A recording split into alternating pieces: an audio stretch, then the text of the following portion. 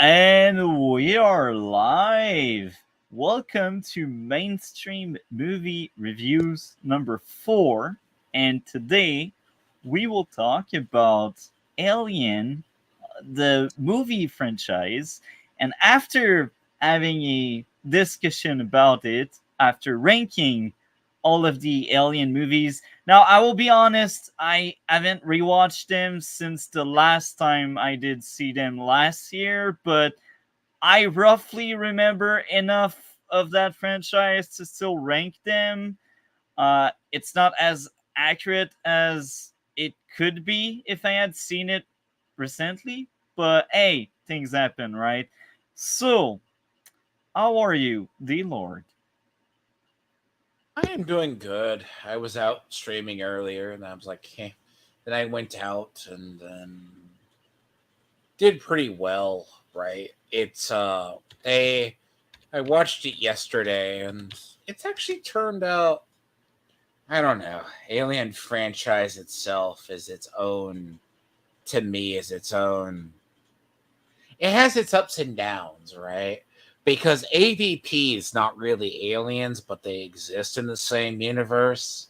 So does Predator. Yeah, It's hard to rank all of them together yeah, because Predator 2 is a prime example. Has the alien skull on the wall, you yeah. know? Like Prey 2, I don't know if you've probably seen Prey, right? Yeah, I've seen Prey. Prey was good to me. I like the AVP movies, but Prey was good. It makes sense. But that same pistol is supposed to wind up in the 1980s or whatever film in Predator 2 to be given to Danny Glover. Did you know that? I didn't know that, no. That same pistol that's in Prey has to get up there. Wow. Okay, interesting. You didn't know that. That's the No. same one. And yeah, Alien Romulus is also next on the line. Now, I am wondering when Gray will be back with his coffee or something. Um, in the meantime, before we move to the intro and before we get right into it, I gotta say I brought my half brother at the theater with me, and he liked the movie a lot. So that's a premise that even normies that didn't really see the entire franchise could like this new movie. So Gray did laugh. How are you, Gray? Doing good. I got my coffee. I'm feeling great. Lovely. See, Really happy. Super yeah, into this yeah. franchise, and just getting a film out of it that doesn't suck has been really nice. Good change of pace. Look, I'm gonna say too. We can't entirely disavow Covenant and Prometheus. Yes, we can. I like them. Look, look. I I'm like the in the minority premise. on this stream, but there's so many layers that they tackle with creation and meaning and the whole AI thing. It expands and adds in so many ways and fills out the whole. We got the what is a sentient thing? Why is Ash acting the way he does, but Bishop acts a That's different not way? Ash, With but Dalen, no, but in the first one, it is Ash, and then we get Bishop, and then we introduce David, and is it Walter? That whole thing it really is this amazing evolution that apparently, well, if you these want to get Wayland synthetics were more human, and then as we oh, get to Ash, they're so much less human. I love that. so There's so many so elements that Prometheus the adds thing to this about story. right, if you go back to AVP, right, they go back to humans way back when, to which would have been our time. They discovered the aliens. Even the AVP film had Wayland Tawney there. They know these people. They know the aliens exist. It's been established even in the Dark Horse comics. Wayland Tawney knew about the powers that be. They knew about it. So that AVP film deals with Wayland Tawny as it's not like, oh, they just have different purposes. Now, Prometheus, I like the theory of how they deal with the space jockey, but they ruined the idea of them in the ship finding the dead space jockey, or the engineer as it got known. Yeah. Because everyone, it kind of knows or knew what they were. Like, I think in Dark Horse, the Dark Horse comics, one of the runs, there's still an engineer left. And the engineer homeworld, they still exist as a race, but in small pockets. Because there's alien homeworld, there's predator homeworld, and then the other. See, when they tried to mix the universes, it's interesting. So the idea, usually you have the Alien franchise that explores it, as well as in a basic form, where they changed it from some of the comics or the side stories that were happening at the time. Like, example, I think it's like Alien 3, when she goes back to Earth, she lands in devastated Paris. The original plan was to dump her off in the events of Earth Hive. Which that's means Resurrection. It was the French dude who did it. Yeah. The French dude. They were... Oh, sorry. Can you remember the director? I just remember he was a French guy who did like a really different, interesting take on it. Like, I will be honest, I don't remember. I remember the movie being bad. That's all I forget I kind of forget some of the origins, I guess, different ones, but because I've seen it blend together. But they were supposed to dump Ripley off into the Earth Hive storyline, where the aliens land on the Earth and they start the events of Earth Hive. And eventually the aliens get beaten back on the Earth, but it causes damage to the Earth. Like, they could have done it, but I don't know. It's like the weird... Resurrection was not a hit, so they didn't really want to expand anything after that. They were kind of like, dud. How am I not surprised? Anyway, I think it's the perfect moment to enter the intro.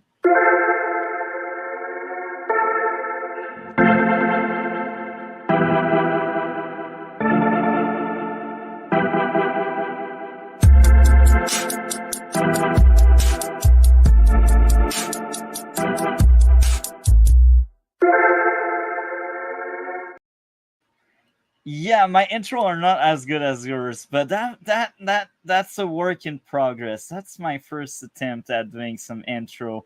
Anyway, what did you wanted to say, Gray? I was just saying I like it, man. Good first attempt. Mine were much worse at first, so you got me beat there. Good music.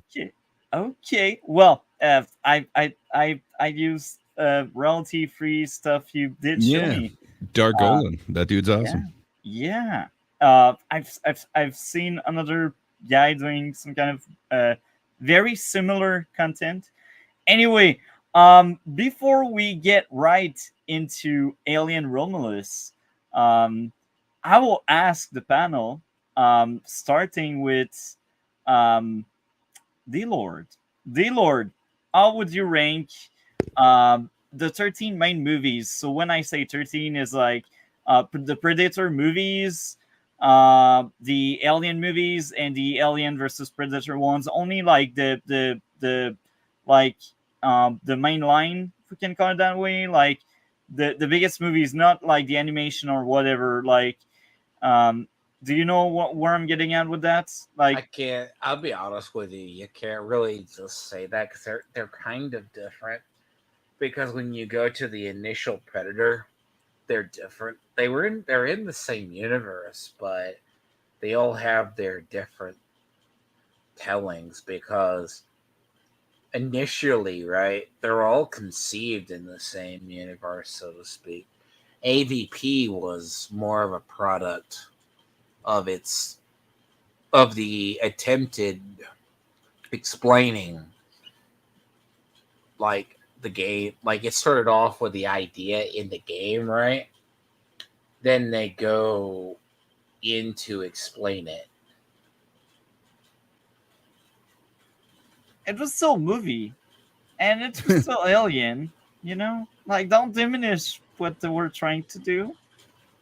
It would be tough to rank like all 13 of those though, because it's like I love Predator, but I'm not sure where I'd stack that against like I don't know, Resurrection or something. Like it's you know what I mean? Like I like that so much more, but no, I guess I just kind of think of the Aliens franchise as its own thing, Predator as its own thing, and then AVP as its own separate like kind of branch in Well, between the idea of AVP, right, is a culmination of a lot of stuff that happens in the Dark Horse comics, or based upon the game, where they started for sure, and mixing them. I can see why you wouldn't like Prometheus, because that kind of like undoes all of that stuff and instead says no, it's just this Weyland-Yutani. It's interesting. They've had fun. It's kind of like Star Wars. Like there's a bunch of different lore and a bunch of different canons. I kind of dig it. Like I used to read. I can't remember what the book was, but there were a few of them that were Space Marines ones, but they were beyond what we saw in Aliens. So like it's other bug hunt ones. It was really fun, but none of that's canon now. It is. So what you mean is like Predator are not really alien stuff? That's sad. So I just kind of view it as like two separate trees, and then they have a branch that's shared, and that's the AVP thing.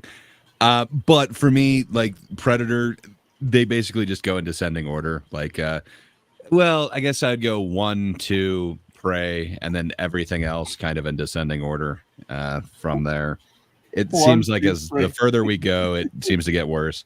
Well, like there's the Adrian Brody one, like the Predator, and then there's Predators and all that, and it seems to get worse as it's going for me. And kind of the same with the AVP ones, but Aliens, they're kind of all over the place for me. Like I like them for so many different things, but I also have trouble like ranking Prometheus in there. Like I might put Prometheus below Resurrection for me. That's why I kind of see it as a separate one. I really like 1, 2, 3, 4 in Aliens. Just Resurrection, it has so many errors and so many flaws in it, but it does so many cool things. I want to forgive it, but it's probably the one that I like the least. I guess I'm struggling whether I'd put that below the Prometheus Covenant thing. I wanted different things out of those movies. If I'm viewing them as something else, they're amazing. I love those. That's kind of how I feel about Alien 3 as well. They just screwed up everything from Aliens, and like the other options that they could have gone with for the third one. I wish they'd gone with any of them. Instead of just unceremoniously take out the main characters off screen is just not cool. I love David Fincher's first film. Like there's aspects of it that are very Fincher-esque. Like you can get some aspects of Seven in there.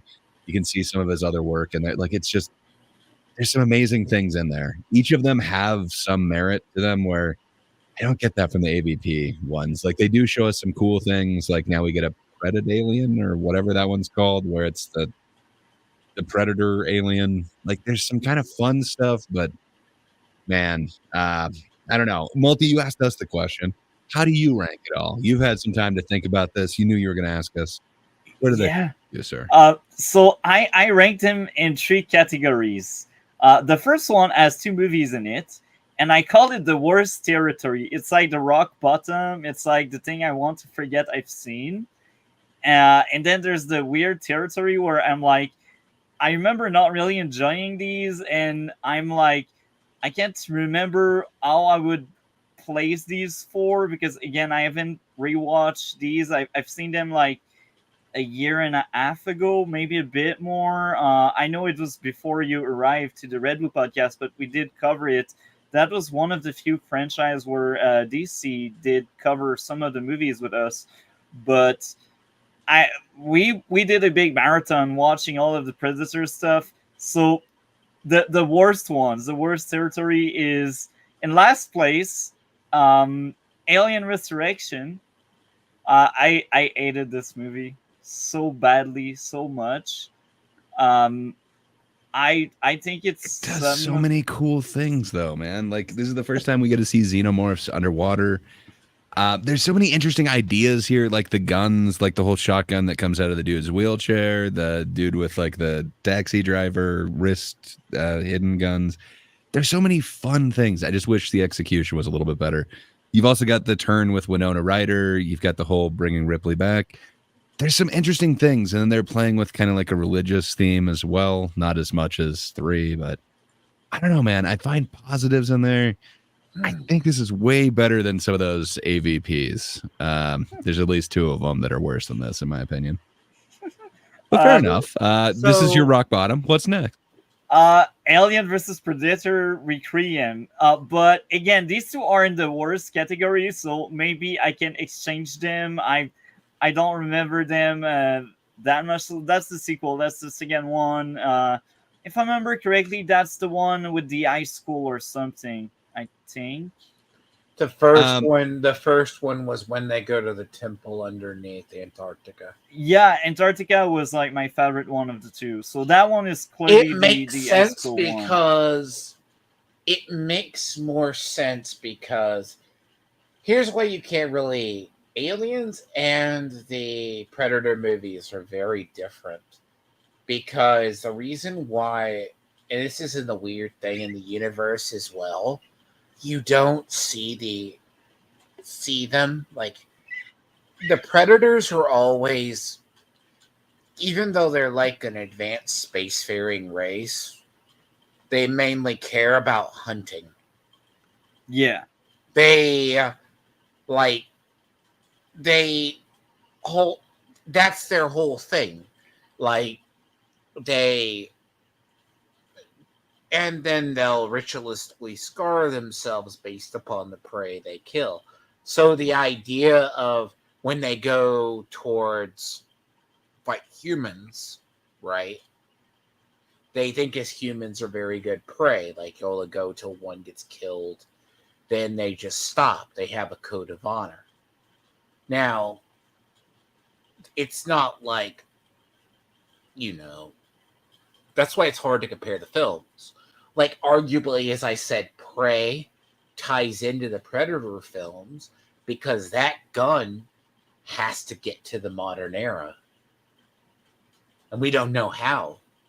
That flintlock pistol that's there is going to go to the future and be given to the detective as a prize. Yeah. You didn't know that, Multi. I didn't. That gun is the same gun that is given a fun to... connection.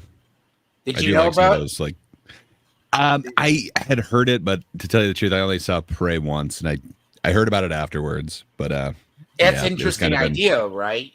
Because it is fun. Because they're not going to.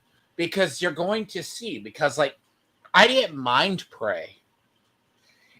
They're not going to kill the girl. Yeah, she because. So wait, then that means that you've got Predators and the Predator above this. Yeah. Okay. You gotta understand. Here's like you're gonna rank Prey. Prey to me is a better storytelling because the idea that Predators are very honoristic people, they're not going to maliciously murder the girl because she didn't brandish a weapon. And it's really actually, and if you think in the AVP universe that Predators will not recruit people or recruit women, like some of them, there are female humans. I think even later on they made honorary Predators. I messed up. So, like, you have the concept, it's a warrior culture. So, all the men that reference the power, like, if you try to attack a predator in weaponry, they'll treat you as a warrior and they will hurt you or kill you. That's interesting. That's why, like, all the people, the men in her tribe, tried to attack the predator. The predator's going to kill them. Yeah. And that's how they all died. Because you present yourself as a threat. You don't present yourself as a threat, the predator's not going to kill you or try to hurt you, basically. Yeah, that's interesting. So now we enter the weird territory. There is 4 movies, and I will be honest, I remember roughly what they are, but not like how I would Which place ones? each one. Yeah, exactly. That's why that's the weird territory. But I like these more than Requiem and Resurrection for sure, because I remember these having a bigger and better score than the other two. Um, so 11 would be Prometheus. Um, Instinctively, I placed that one underneath the other three because I like the Predator franchise more than the Alien franchise in general. Um, and again, I don't remember the exact grade I gave, but I remember not really enjoying that one. The same goes for Predator, the 2018 one, and Alien Covenant and Predators. Predators, that's the funniest one because I do remember that one the most because I was entertained at seeing many people getting destroyed. That was funny. They were like in that kind of planet, and the predators were like running after them or something, and yeah. So that was the weird territory. Now we entered like the territory where I do remember some of the grades I gave. Um, so in 7th place, we got the Alien, the first one. Uh, I thought that was one of my least favorite and the Seventh best place? one. Yeah, Seventh. Wow, yeah. wow, wow, wow, wow. Wow. It's higher than the others because I remember giving that one a 6.5. I had a few issues with it. I didn't really like the experience, and that's funny because that's the one I've seen the most in these sevens. Um, like Predator 2, I've only seen it once for the streams, but that Alien movie I had seen it prior, like as a teenager and such. Um, in 6th place, Alien 3 in 1992. I remember giving that one a 7 out of 10, so slightly above the first one. How can you put Alien 3 above Alien 1? I I had like them less all, and I don't issues. understand that. Wow. I had Yeah, less but your issues with it. issues are not real without knowing what they am. Let me just be a jerk and say that. I it's sad that it's been a year and a half. Like the streams where we talked about that would be a better explanation, but again, I Oh, remember wow. giving that one a 7 and the other one a 6.5. So that's a 0.5 of Oh, difference, but no. it makes the entire difference. Um, Coming in 5th place, Alien versus Predator, the 2004 movie. I gave it a 7 because I just liked seeing that girl teaming up with the Predator to beat down an alien. That was fun. Um, I gave a 7, and I liked it a lot more than Alien 3. And it's funny because I thought I would hate it because everyone was like, yeah, Alien versus Predator are worse than Aliens or Predator movies. So I was like, oh, I will maybe hate it, but I end up liking it a lot. And I think in that bunch of movies, that one and the next 4 ones are the ones I will most likely rewatch. So yeah, I liked Alien vs Predator, the first one. Um, Next up in 4th place, Prey, 2022. And this one, I'm not quite sure if I gave like a 7 or a 7.5, but I liked it a lot. Um, Above the other one because there's a chance it's a 7.5 and not a 7. In 3rd place, Aliens. So that's the second Alien movie. And that one is just like Prey. I think I gave a 7 or a 7.5. But I remember actually liking it a lot. And I was surprised because I wasn't a fan of the first one. And in 2nd place, Predator, the first one, 1987. I liked Arnold just fighting that Predator. That was just fun. And Shocker, I liked Predator 2 as much as the first one, but I'd say I liked it maybe a bit more. You're wrong. And You did not like it more. I'm sorry. You're misremembering.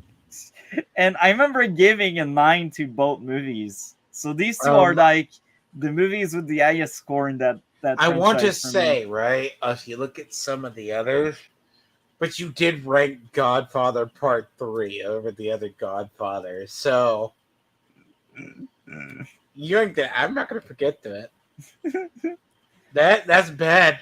No, but like Aliens is like the OG that set up the mythos. That's like saying A New Hope is like shittier compared to like something that came after it. But weren't Yeah. for the first Empire one. was better. Hell, I Oh. say Revenge of the Sith was better. All right, I respect your list, and thank you for doing it and actually putting out the tiers. I don't know. I think it's going to take us some time to come up with our 13. But Tiamat, out of just the Aliens ones, where would you rank Romulus? Well, we are not there yet. It's Oh, for we're not at after we Romulus yet? Oh, yeah, okay, my yeah. bad. So if I So, go the okay. initial 4, if I go, I didn't like. Okay, Just the Aliens is weird. Like, didn't like the second one. The third is good because they could experiment with some Didn't of the like the second? Oh my God, so many hot takes on here. Wow. That's the one I liked the most, the OG one, and that's the one you didn't like. That's funny. So I liked the third, but I did not like Resurrection. Was meh to me. It was like really, really like not is probably the worst of the original 4. Like, and then Alien I liked. And Aliens is that one. So, and then I put Prometheus and Covenant differently. Because Why? Me too. Because it's different. Like, so we had all this lore built out, and there were entire worlds with like the colonial marines and everything that's going on. And then Prometheus comes back and says, like, actually, it all started with Weyland-Yutani. Like, it's just kind of this different story. And then you get the engineers, which I guess you had the space jockey in the initial one, but that kind of wasn't where the novels had like focused on. So I don't know if I'm speaking out of turn for you, Tiamat, but for me, there was this kind of lore, and then all of a sudden Prometheus came in, and it's like, I get you. It's Ridley Scott. He is the guy who did the first one. So he is kind of like redoing the lore, but it cuts off that entire like branch of canon. So it just feels separate from the world that was being built within the Alien franchise prior to Prometheus. Well, that's what In my I'm opinion. saying. I'm not against the idea of the black goo if it's like something they discovered, right? Yeah. It's like a reboot, but it would be like James Cameron, like when like supposedly the horror that is the Terminator franchise isn't dead yet. He's still going forward with the sequel to Genesis or Dark Fate. So it's kind of like when Ridley Scott and the others, like he goes back and he does the films. Like, it's not that people are against the idea of Prometheus and Covenant. It just screws up the origins, and it muddles more of the origins of the aliens. Because it's already a mess, by the way. Most of it, like, I don't know if you saw during the stream, he was just on. The guy's like, yeah, the origins are different. Every concept is different on how the aliens evolve. And it's not like Weyland-Yutani just, like, found them. They thought sometimes they could be bioweapons. Like, with all due fairness, that was Ripley's like idea that they were using it for weapons, but that was just kind of the conclusion that she jumped to. It was never confirmed. But she was talking to, I think, Gorman, and now I'm forgetting Paul Reiser's name in there, Burke, and then was saying like it's for weapons purposes, but it was never like well, it comes from more of the so it's comics, stated. too. Yeah, and they Universe- built off of that because she said it in the movie. But if we're just going off movies, technically it was just Ripley putting that theory out there. Like, do you not remember the Aliens game, like, initial, like, in 90s? They were trying to grow them as weapons, too, but it's like, yeah, it's like, there's a whole weird lore, right, that they think they can control them. But then they also have it when they bring the predators to hunt them or take them out because it's an honorable hunt, but they also realize aliens are literally a threat to wherever. Now, I think it does evolve the lore, but the black goo, it's basically there. So that's why I say, Fair like, enough. now In all if due we- fairness. That's why I put the Aliens films differently than I put the Predator films. Predators are hunting something traditionally. Aliens usually involve Eating them. it always ends like in something weird, like Airlocks. what it's like airlocks, one survivor, like it's the aliens break containment and then wind up destroying like everything they touch. Like that's why, like, when we get into Romulus, I think it's a very good fan service. It's a restoration, but I'm like, ugh. It gets that weird thing because, like, that's why I put AVP different. It's not like in the older lore, like, they did not know.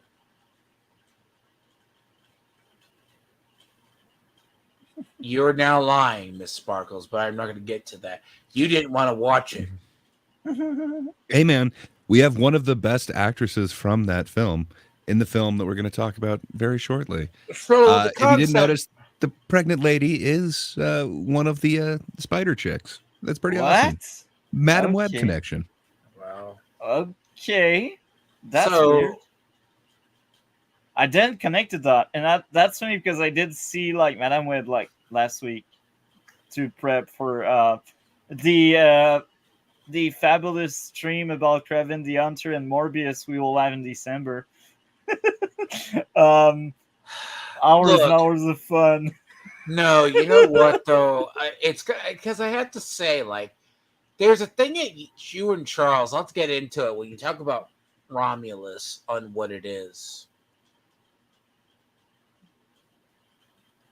So I guess I will ask you guys since I didn't really give you that much help to prep. I will ask you, starting with Gray, favorite and least favorite alien movie, Whiteout, Romulus, because we are not there yet.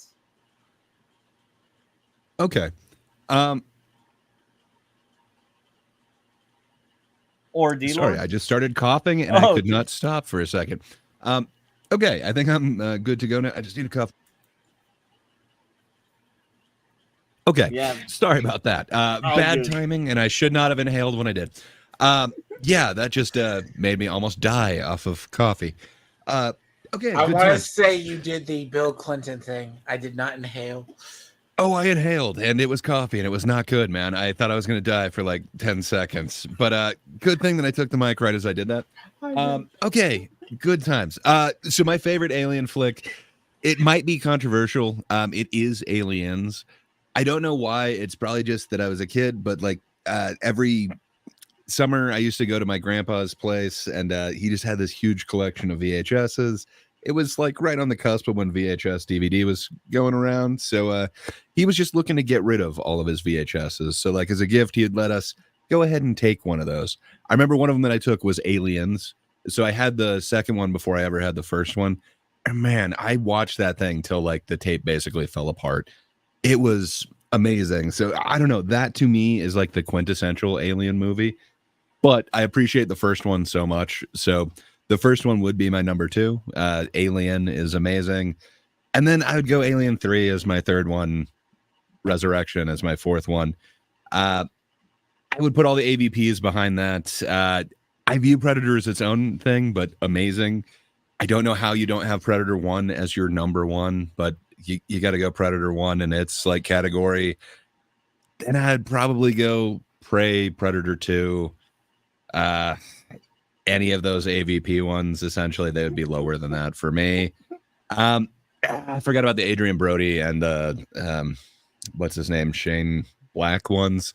I guess I'd go Predator 2, then the Adrian Brody one, then the Shane Black one, then the AVP ones. And I would also put Prometheus as its own second category. And I really like Prometheus and Covenant, but it's kind of like its own tangential thing. I like them, but I understand why people don't. In a lot of people's headcanons, they just take that out. There's 2 Alien movies, and that's it. I get it. You're probably going to hate this one if you think that. But fair enough. That's where I'd go with my rankings anyway. I'm with Sparkle on that. That one was terrible. Like even DC was like that movie is bad. Like everyone was like that movie is bad when we talked about it. Yeah, anyway, are you back with us, Dlord, or you are still away? Maybe he is still away. So He might be.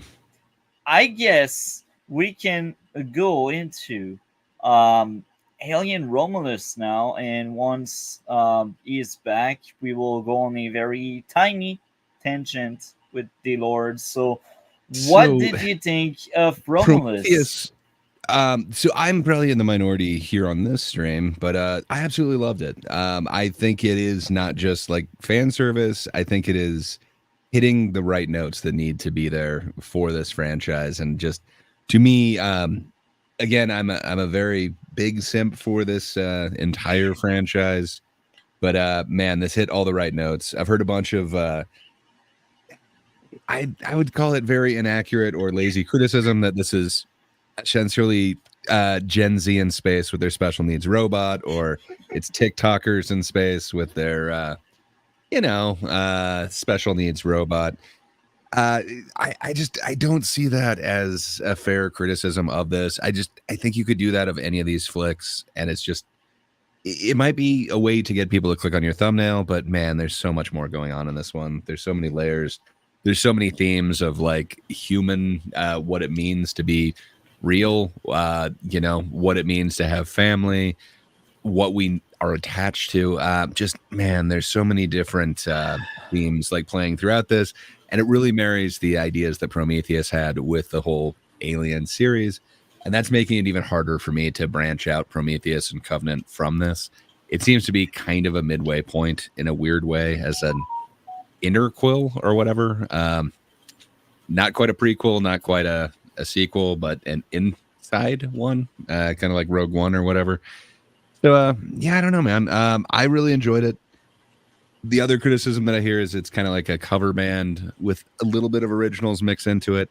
I really don't see it that way. For me, it seems more like, this is like a symphonic rendition of the classics. And yeah, they're playing those classics, but man, this is filled out with professionals who are precision and just so good at doing the notes that they have trained their lives to hit. To me, this is not just some cover band. It's not just 4 guys who get together in a garage and play some songs they like.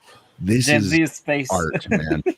Yeah, this is I don't know. It just goes so much beyond that. But again, if you guys don't like Prometheus, I can understand why this would really hit wrong with everything. Like it kind of confirms it with the goo.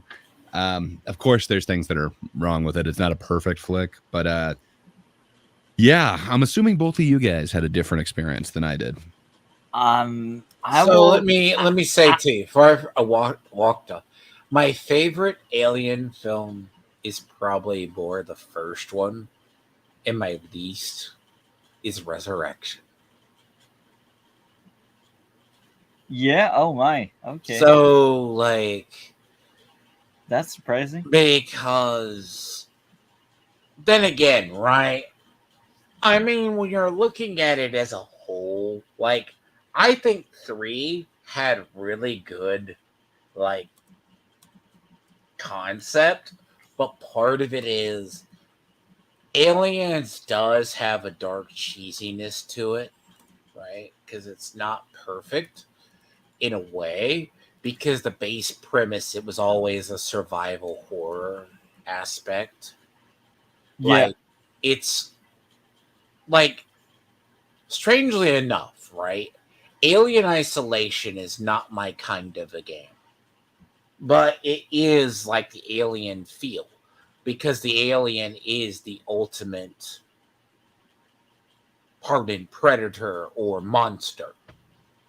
It could stop. It's a huge inspiration for this. Apparently, he was playing Alien Isolation when he kind Because of had the the. idea, right?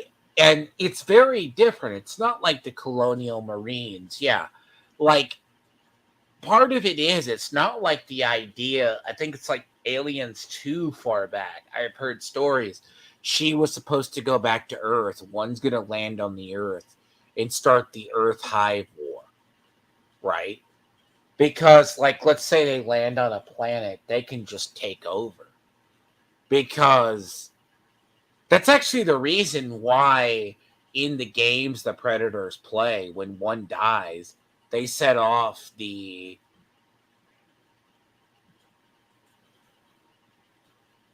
aliens. tourists should not have conversations. But no, the reason why when the Predators die, like, let's say they fail, like, it's like, I think it's in the first AVP, right? They show like looks like an Aztec or a Mayan city. If the Predators fail to hunt, they blew it up. Because aliens just don't die. They go into hibernation and they come back later on. Does that make sense? Yeah, it does. That's why. What was your experience with Romulus? Did you enjoy it? Did it hit the right notes for you, or just like meh? it? Yes, You liked it. Oh, that's I did interesting. like it. It's good. I did like it. What did you like about Romulus? It's outside of the parts that I don't really care. Like, I think it's the idea of the black goo. I like the build up. Like, it makes sense. The story actually hits.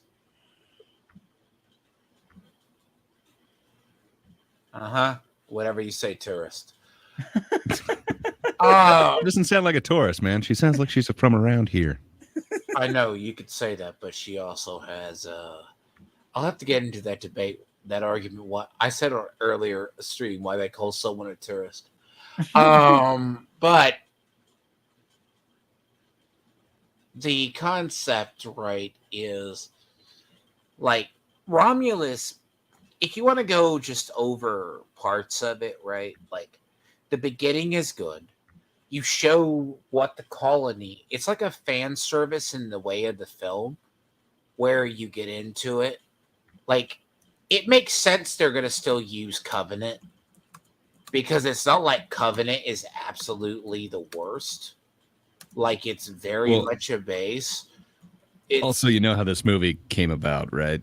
Fede Alvarez had to pitch it to Ridley Scott. He's the one who made, Covenant and Prometheus. So then they're going to do... It does have to kind of tie it in. I don't know. Yeah.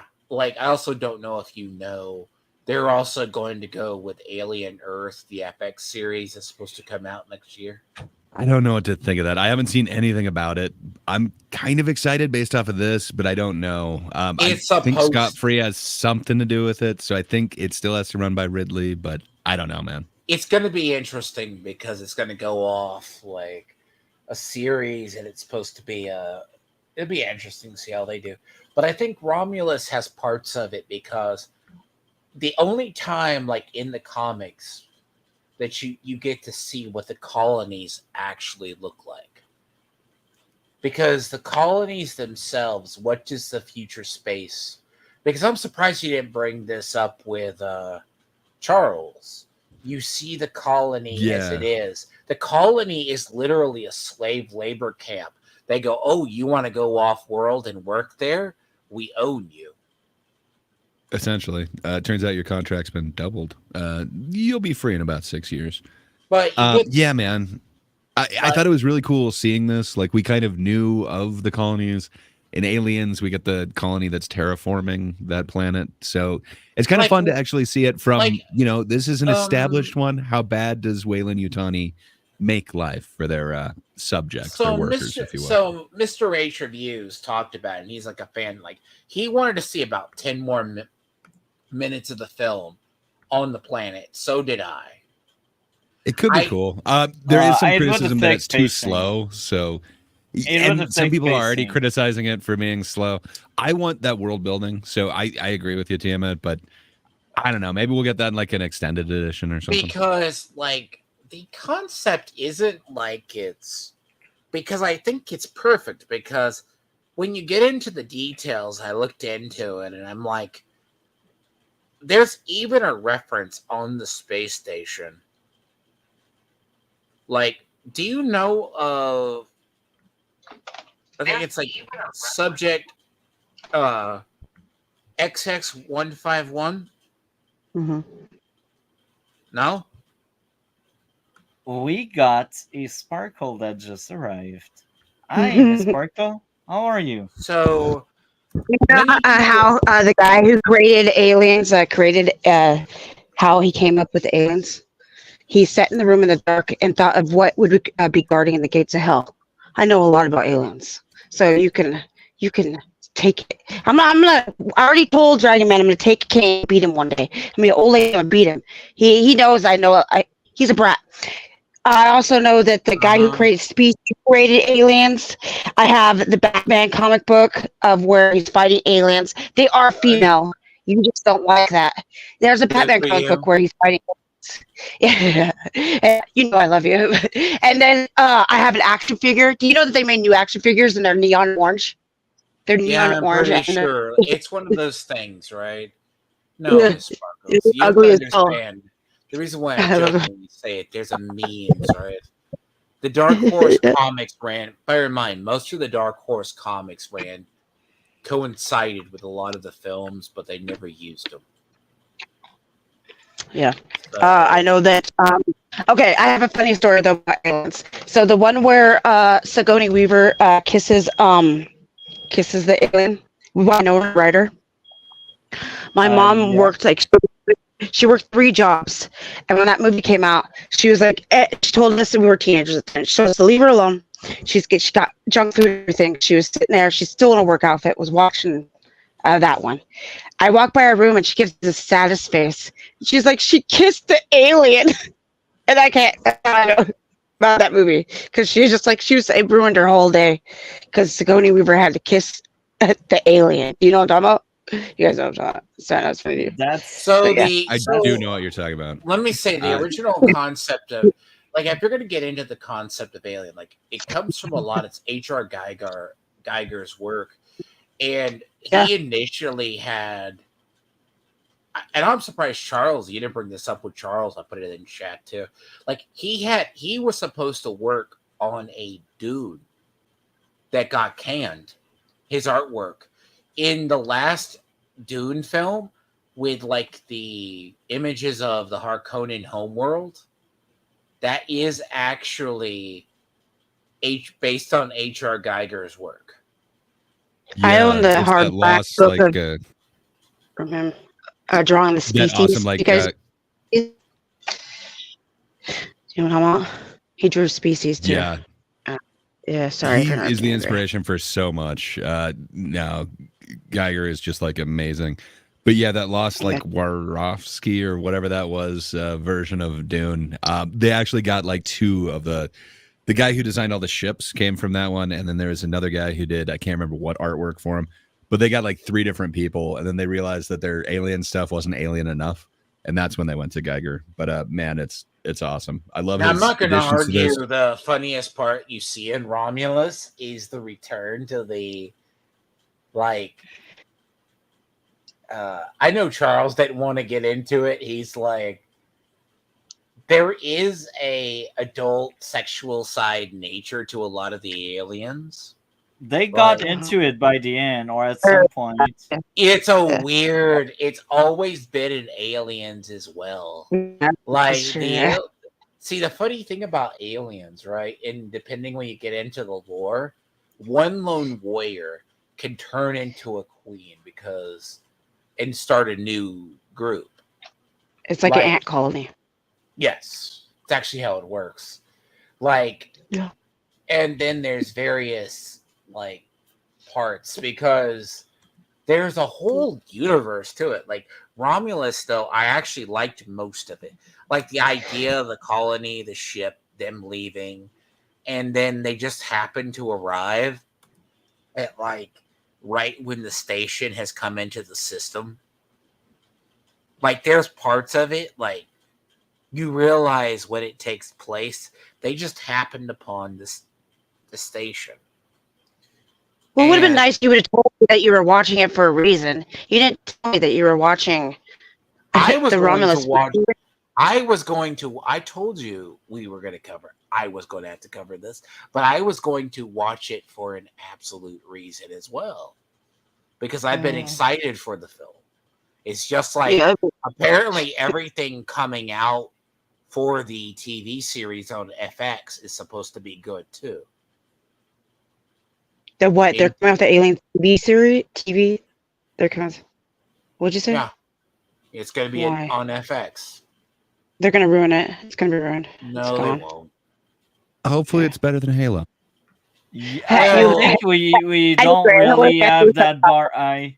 Okay, so like Romulus, though, when you get into parts of it, like they did recreate aliens, and some of it, even though the parts of the film, it's that very much when you see it and you recognize it, because like you started watching it with me and go, I'm gonna go to bed because you don't want to watch Madam Web.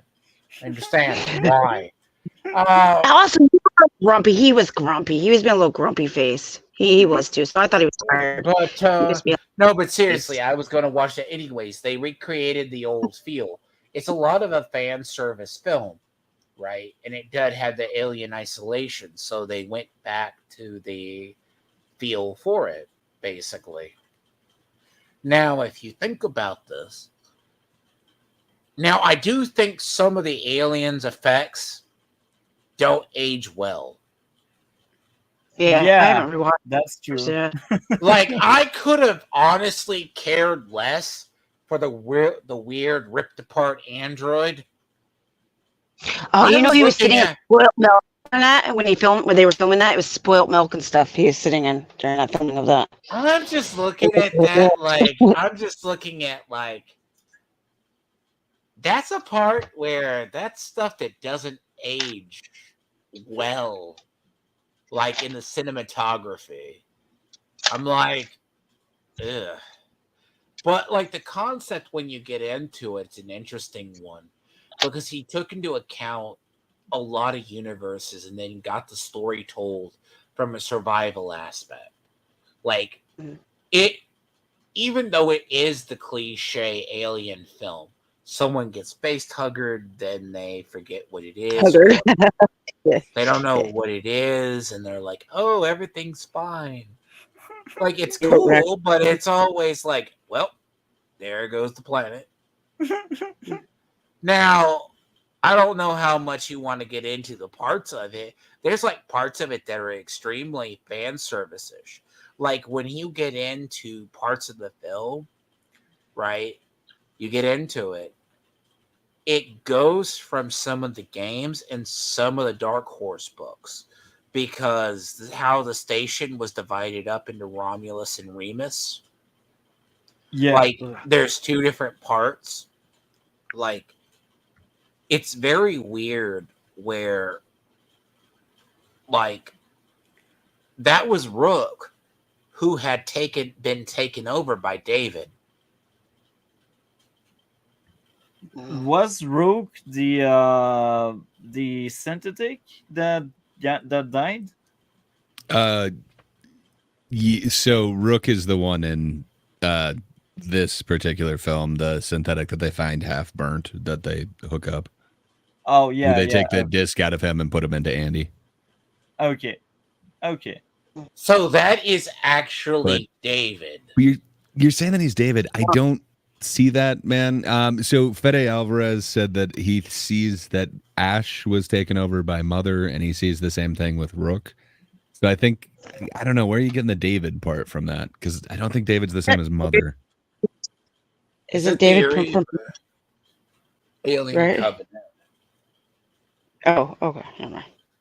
Like, Okay, can I ask real fast if he made it to where his picture on the side it looks like it has a butt? Your picture looks like your little picture of you. Your little. Did you do that on purpose? Wait. I gotta know. Yeah. No, you didn't. Never A mind. fan gave me this, but yeah, it's gray after dark. It's like a Rorschach test. You can kind of decide what it is. Some people say it's chest. Some people say it's rear. Either way, it's caked up. so Yeah. okay, Miss Sparkles, if you do want to watch it, I'll watch that with you. But you're asking for, it's a good film.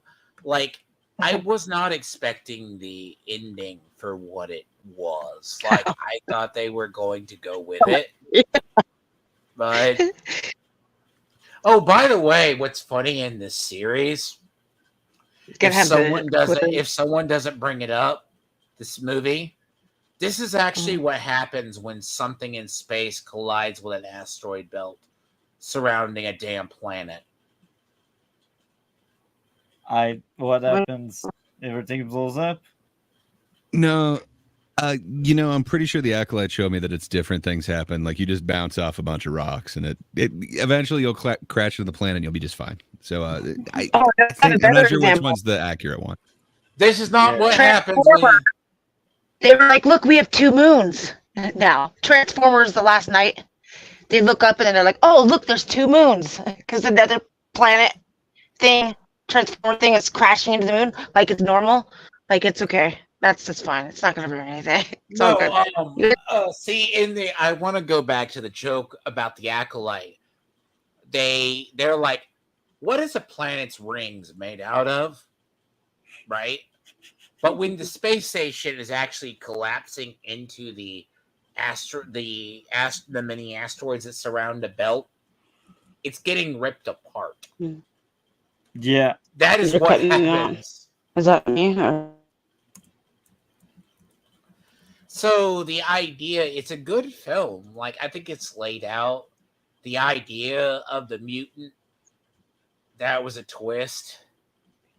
But I don't know. Anybody have issues with? You're robotic. I'm not hearing him break up, but you're roboting a little bit. It might be your connection to us. Sorry. Yeah. Me. Yeah, it's probably me. Okay. Okay. So we lost a sparkle. Yeah. So what I think happens a lot, right, is when you want to go through a little bit parts of it. I know, Gray, you went through it, but like, I like the way the film was laid out. Like, the question is, do you want to do spoilers or not to go over it? Because yes, we will go on full spoiler. So I'll go with it before. Like, there's hint to deep fans in there.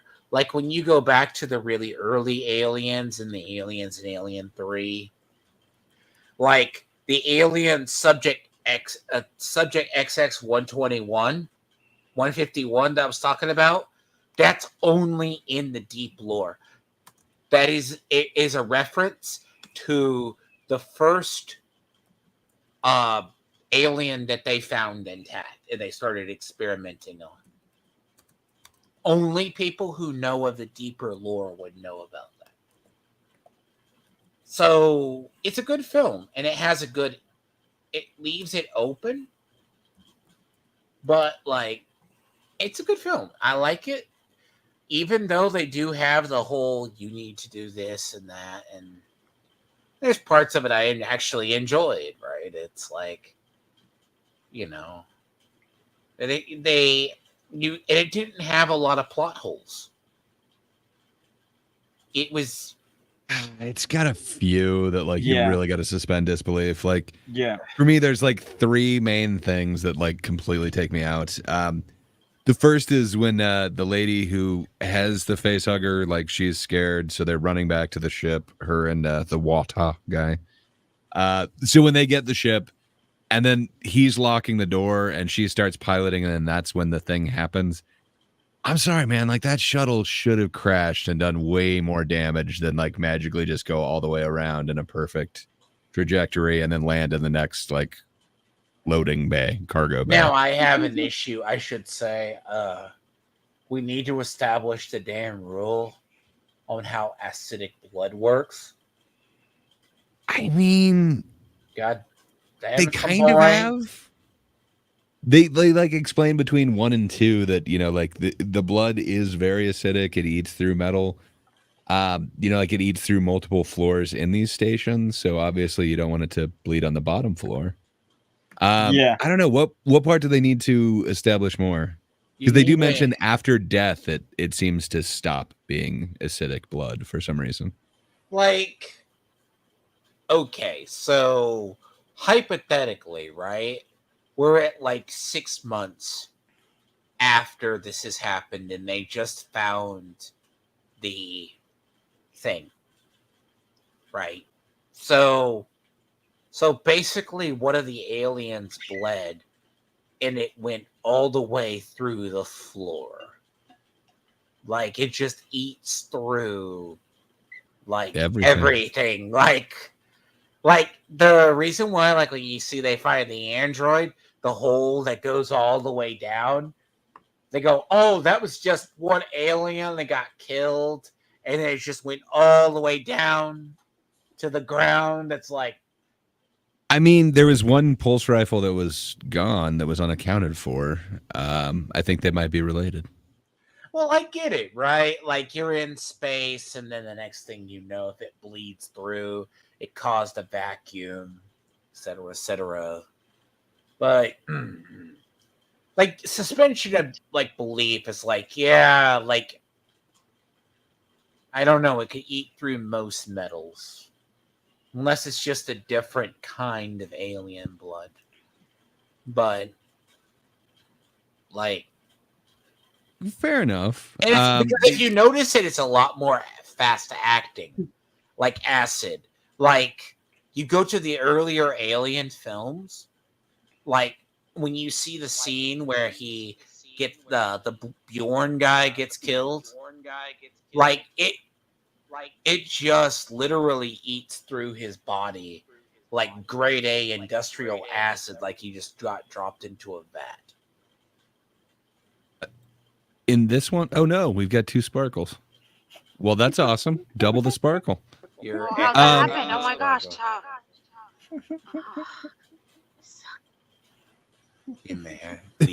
We are crowded today.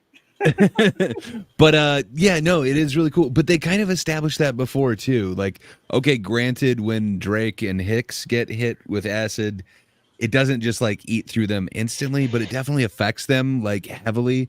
But in the very first one, you know, like they're trying to take the face hugger off of William Hurt. They cut the leg, and it just immediately eats through the metal on the floor in the very first. Okay, Alien. That makes sense. But like when you see the scene of the one that's transforming that like spews out acid, it just eats through him like he just got dragged into a vat of like, he dissolved a body in.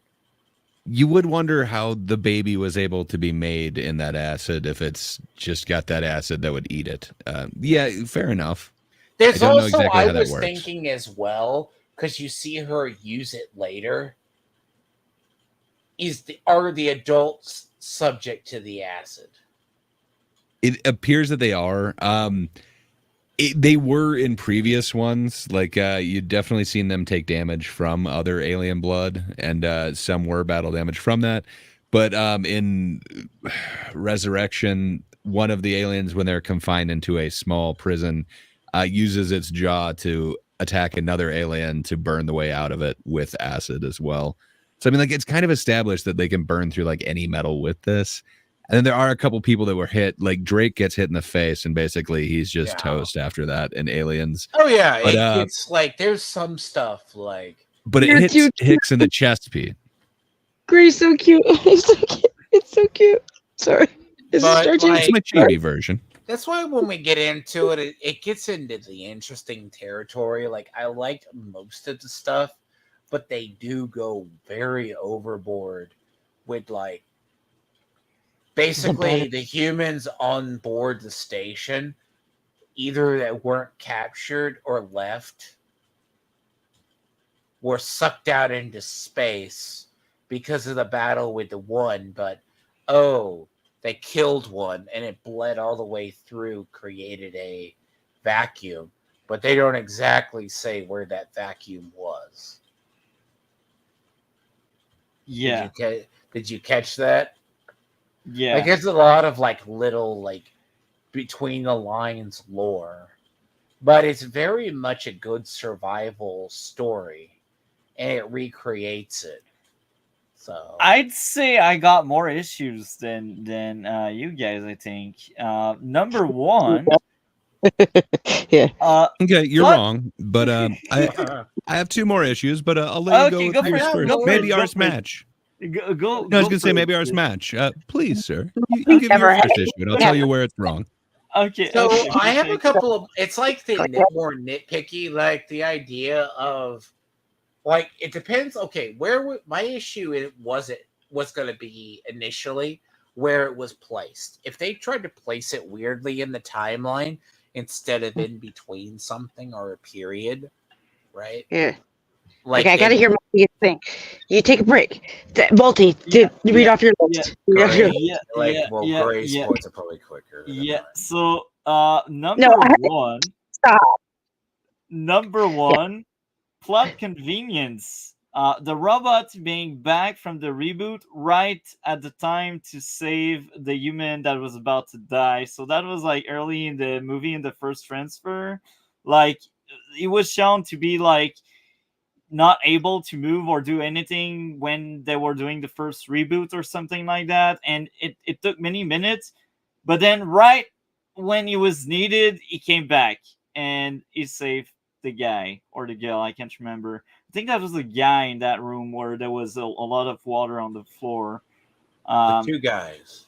Yeah, I don't know I- if that's a plot convenience though. That is the right thing at the right moment, but like it didn't set up an established time of like it takes this long to reboot, but magically it did it faster this time. This time he's doing a boot that we haven't seen before, where he's got this extra disc from the other robot.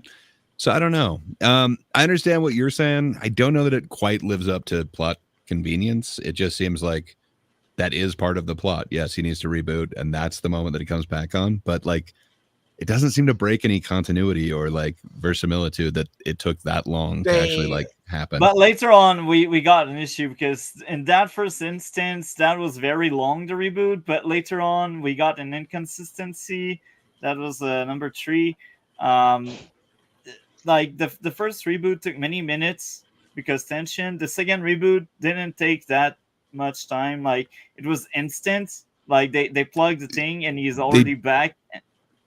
But they do explain that like he's actually going through an entire like AI update on this thing. Like he's basically being completely updated in every fashion. So like he hasn't gotten an update in so long because he was scrapped or whatever. They found him in the junkyard. Now he's getting his first update in forever. So this update's going to take a lot longer than when you revert back to the other one. Like, it doesn't take nearly as long to do that. No, the first update, right, when they were inside the chamber, it makes sense that it takes longer because a synthetic, right, would not have the authorization. So they give him the disc that upgraded him. It's kind of like, oh, they have to download it and upgrade it. The other one, it was different and shorter later on because he was already upgraded. Okay, well, I guess I can remove that issue then, because I think guys made a fair point there. So I guess the movie got like 0.5 better. Where did they put the Do disc? not condone your scale.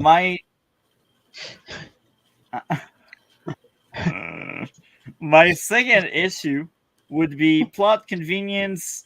Gravity coming back at the right time to save the lead in the elevator shaft. Like, there was so much plot armor, like crazy, especially like in the last act. but like that gravity thing, just no. So No. the gravity is the least part of the plot convenience there. So like they establish the very first person to get attacked by one of it. I believe it's the Wata guy. He gets slashed by a very sharp, very spear-like tail. The his sister, who's pregnant, she gets hit in the shoulder and carried away by a spear-like tail. And then Pregnant chick. the brother as well gets taken out by a tail. And then magically, when the whole gravity situation is going on, the alien decides to instead use it more like a monkey's prehensile tail and not spear her by any means and just grab her. That seems more like a Deus Ex Machina event that it should not actually Now, happen. if you're talking about the discussion, I think before you arrived, Gray, like the idea of what the xenomorph is, this was a different xenomorph too. Like, no, this I was- just mean like they've established that the tails are not meant for just grabbing people. Like their move is to spear them and then, hook them, drag them away. But they don't do that to Kaylee Spaney for some reason. In the same scene that, well, I could be wrong, Multi. Maybe you were talking more about with the acid blood, the gravity thing. I guess I was thinking in the elevator shaft. with the Yeah, gravity, like, but it's the when same they scene. were- It's just the end of it. That was like they were escaping. Like they already sent back the girl, but then they were escaping and they were playing with the gravity system and Are you whatever. talking about in the elevator when the alien corners her? That wasn't like in the So third both. act. So I was they talking sent about that, back- but I think he was talking more about the when they first do the gravity with the blood type thing. no, My I bad was, if I was basically talking about like they sent the injured girl in the elevator, and then they with the went black back. stuff. Yeah, I think yeah. Then they went back in the tunnel, and then in the tunnel they thought they'd Well, yeah, die she had to go until get her they had brother, the father. until they had the idea to play with the gravity or whatever. They played with the they- gravity in this section. Yeah, they play with the gravity, and then Because gravity of a is back. joke. The joke always saves the day. Dad jokes save lives. So the idea, right? I don't know. I'm not saying it's simple. I will say I didn't like. I felt like, oh, she's gonna fall to her death. Like she's gonna fall to her death. I'm like, well, it would have been better to have her catch herself on the wall in a more tenser situation than maybe be cornered by the alien who wants vengeance for attacking the hive. That's why he saved her for last. They did. But yeah, I was more like talking like they sent back the girl, and then they play with the gravity, and then the gravity is back to normal, and then they climb the elevator shaft, and the alien are after them, and then the gravity is going back to like being floaty. So because it's floaty, it saves the main character and the others because Gravity. it became floaty right when they needed to be floaty. Well, I'm going to be honest. Like, that's one of those points that's rather scary because, like, was she going to get injured? Like, most of the hive got taken out in theory, or like at least what was there. There wasn't more than that. And right beside that plot convenience, I have a plot armor in the elevator shaft, the same sequence. The alien F around instead of like just not deleting. Like you have that opportunity to just delete the girl, but the alien doesn't because we need like another 30 minutes of the movie. So the girl survived that shaft where she should have died. Yeah. That's the change in the xenomorph. People have taught. Okay, Aliens fans disagree with. There's two things they kind of disagree on. It's usually the evolution of the aliens and how they were created, along with how mostly the xenomorphs act. Some that are very defensive of the hive, like this xenomorph, was very much an aggressive hunter that would play with its prey. So the concept is Like, if it was trying to be desperately killed, let's say it was attacked by a colonial marine, it would probably kill the colonial marine, let's say, before taking it off to the hive. Yeah. Need it, or it would just flat out kill it and kill them basically, because it was going to grab her and take her back to the hive. But that part I didn't really disagree. I'm like, it's weird how it played out. Like, it could have been written slightly better that Andy saved her, right? Like, Yeah. it could have been like or say it's like a fear situation that plays out in, like, let's say it feels like it's 30 seconds, but it's not 30 seconds in real life. Does it make sense? It Like, does. It could have been done better. Like, I kind of roll my eyes. I'm like, she's just going to randomly catch something. Like, I'm like, this could have been written better as, like, oh, it's a slow-mo shot and adrenaline's just flowing. Like, yeah. I'll let you go on. But that's usually how I think. It's like, it's very weird. Like, I thought you would have more issues with how she's just floating through the acidic blood in the air. Well, she didn't touch it. She got lucky, but again, that goes back to plot armor. I feel like she has so much plot armor. Don't disagree with you that in that scenario, like the entire anti-grav scenario, that they set up when they first get into the station, that this is an option. So I thought it was kind of fun that it's a dad joke that reminds her, like, I was reading this book on anti-gravity. It was hard to put down. Like, I don't know. It makes sense. It's really stupid that then reminded them of the gravity that they could turn off in the thing. I think visually it looks amazing. It kind of harkens back to Resurrection when they are doing the xenomorphs in water. Like, you first get to see them. They're moving awkwardly, but to see them just kind of like floating is kind of amazing. And then, just the whole blood thing. Like, man, it really worked for me. I can understand why people don't necessarily like this. It is CG heavy part, one of the most CG heavy in this entire movie. But I just thought it was an amazing, suspenseful thing. And then, hell, why not use the pulse rifle to, get out of the way of some blood? But once she gets to the elevator, there's also that weird thing. Too much plot armor for me. There's also that weird thing too, Gray. It just clicks in her head, like, oh shit! When all this acid falls, this floor is going to disintegrate like paper. Yeah. For sure. So she knows she needs to get out of there, and it is a purge every 15 minutes. So that there's a clock that within the next 15 minutes, this blood is coming down. So you got to get out of there fast. So I like that part. It built up some tension to me. But once she's in that elevator shaft, I do agree with Multi. It seems like plot armor. Like, she should have been hurt by something. I get it. The one dude who seemed to be like a real expert who was in the chat on Charles' stream, that dude was saying they wanted her pristine so they could put a face hugger on her. Fair enough. If that is the case, like, maybe they know something about the lore that I'm not sure of, but it just seems like they are pretty good at spearing somebody in, like, the shoulder. They're still in decent shape that they could then be, the next host for the next generation. But I don't know. I think if she got at least a little bit hurt there, I would believe that. And then to mix it with that callback line of stay away from her, you bitch. Just, man, the delivery of it, the fact that it's just so fan servicey, it just made that whole beautiful sequence just not work for me. It really sucks. I wish that third act just ended a little bit stronger for me. But, it was suspenseful. I like the first part of the anti-grav thing, but once they get to that elevator shaft, I'm not liking it. They pushed their luck too far. I think two of the best. I think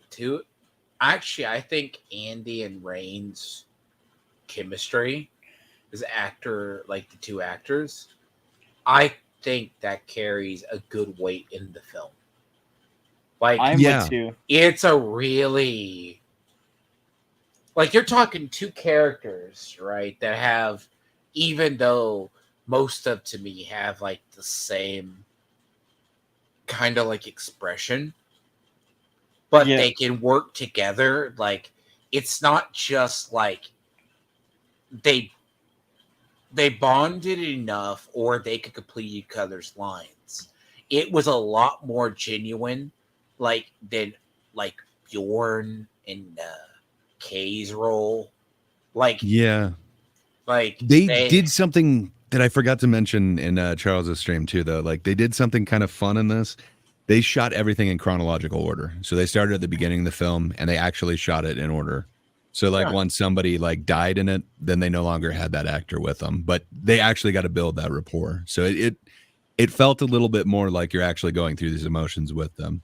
I think that went a long way to like kind of building up this So like kind the of killing bond. of the people, right? Like it does build that suspense that is the modern Alien franchise.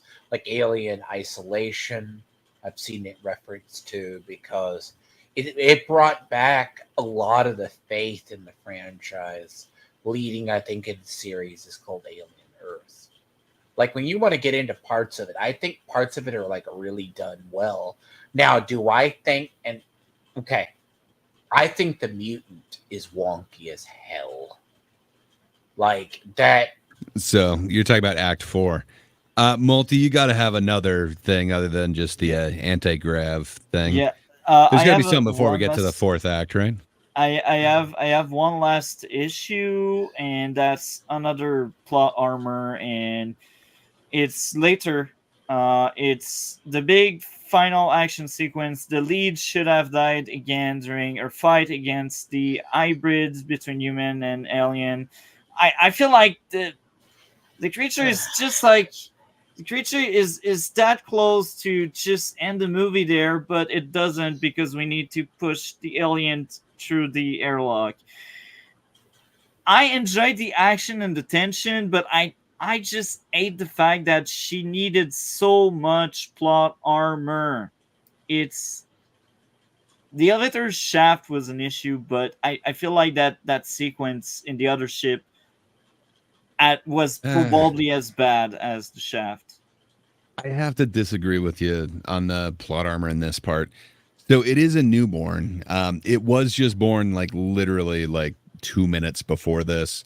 It didn't seem to know what to do with its mother. Its mother, we're not quite sure if she was going to change too. She had taken the black goo, and then she reached down into her shirt and all of a sudden like came back with a different type of goo on her hand, kind of implying that maybe she was like lactating this goo, which I'm not sure if that's because she just had this weird child or what. And then the child was coming over and it looked like it was trying to feed. It's unclear whether this goo is related to that or what exactly was going on with it. See, I But it had to seems go like it back and almost watch killed its that. mother on accident. I had to go back and watch that because that is a callback to the newborn. Resurrection. Yeah. Like Very much so. And almost all of it is this part is a very much a callback to Alien Resurrection. But I think they did it so much better in this one. And actually having the Prometheus like it's the like engineer she's like works for me. like I think when I went back to look, I go, is that her breast milk or is that her skin? Like was she changing? Unsure. Like in because it was established that like I think it was Prometheus, any form of contact with it would mutate the host. It seems like it. Because So I don't know if we just didn't get her long enough and it just would have taken her a little bit longer where the what was it, the one that went down to the planet and the one that was already going to like I forget the name of the guy. He was already turning into like the zombie inside the suit attacking people. Like I forget a lot of the names from Prometheus. But like that's the weird part. That's why I think it's strange. Like it's like the newborn, but like they call it the mutant, and I'm like, because I get it. It's like believable because it's very different, but like it's also supposed to be more durable as well. I mean, but does it survive? It leaves it open to does it survive being pelted to death inside of a planet's rings? And they left it a lot more open in this one than they did in Resurrection, which is the part that this is like really mimicking and stuff. But that final scene where Ripley cuts her acid blood and throws it on the window in Resurrection, man, the way that they get rid of that newborn is just like brutal. This a little bit less brutal. It's kind of more harkening back to the first one where you're just kind of opening an airlock and it just gets sucked out. Oh, Who knows? I like the fight with the mutant though. Like she has to do it. She has to release the crate to crush it. Like, And I thought the drop of it down behind her, the classic shot that's in like every Aliens movie where, you know, the protagonist is close up and then behind them, slightly blurry, you just see the actual alien drop. I thought that part was amazing with the newborn thing. now I got it. The one part where I say it's wonky is because when they tried to introduce the random alien, right? Like it has to be like the special alien. It usually is weird as hell because like it's already established in the lore that apparently on the engineer planet, the fate of Deacon was to become a mountain. Just let you sit with that. Yeah. That's why I like this one more than those. It feels like it bridges them in a good way to me. I can understand Multi saying that, like, you know, he feels like there is too much plot armor. I do think she shouldn't have come out of this unscathed. I think they are trying to harken back to Ripley in the first one, going through hell, but coming out unscathed completely. And I think she's even pretty damn unscathed in 2. I don't think she even like gets like a nick or anything on her. So fair enough. But I feel like in these other 2 movies, it wasn't anywhere near as bad plot armor, I think, because I feel like maybe it's because the money in play now and like how tech has advanced and how movie making has changed in like 50 years, but there's just so much happening in this movie, and it's not bad by any means. It's just that it's really hard to believe that she is unscathed, as what you said. She just went through even more than the others. I guarantee you, like, if they continue this, she's going to have some level of PTSD. Like, it's going to be, like, I disagree with, like, okay. So, like, the concept of it is I like how the story flows. Once the action starts, it just goes. Like, it's not like, and I think you could agree on that because it goes, they arrive, they leave, they arrive at the station. There's no backpedaling in the story. Like, it does at some point throw a lot of information at you, like why the android has to be updated, the synthetic, to have the locks on the station. And it starts to get, he starts to get overwritten by Mother, which, that's always a bad sign, by the way. Yeah. Mother is... yeah, there's, if you know anything about the Alien franchise, Mother is always bad. Yeah. So I gotta say, I did sound very negative thus far, but it's normal because I got rid of my issues first. I will admit I like that movie a lot, even if I sounded very negative. For some reason, I thought you guys were not going to be positive on this one, but fair enough. Good times. But I knew I was going to like it. It's like the concept, right, is there's always one, I hate to say it, a really big trope that they've gone with. There's always one survivor. Yeah. Like, that's the big deal of the Aliens movies. Like, we got 2 in this one, man. Andy's still with us. Yeah. See, Andy it's that part that works. Like, I don't see him as having, like, I think there's like a reason he gets thrown away. Like, the synthetics in the universe are always weird because when you go through the station, right, it's actually a really good film. But, like, I agree with a lot of other reviewers, what they said, and when I saw even Mr. H review said as well, it's going to be hit or miss on certain parts of the film because Alien fans are going to disagree over the evolution of how it works. Because what you got to remember is as well, like when they get into the lab, they've been 3D. They retro engineered the meteorite with the one inside of it. And then they 3D printed a bunch of face huggers. And it's like a clone of the original. And they still have all the genetic memory of the prior. That's what people forget. Aliens have a genetic so like every time they screwed with it, it has the genetic memory.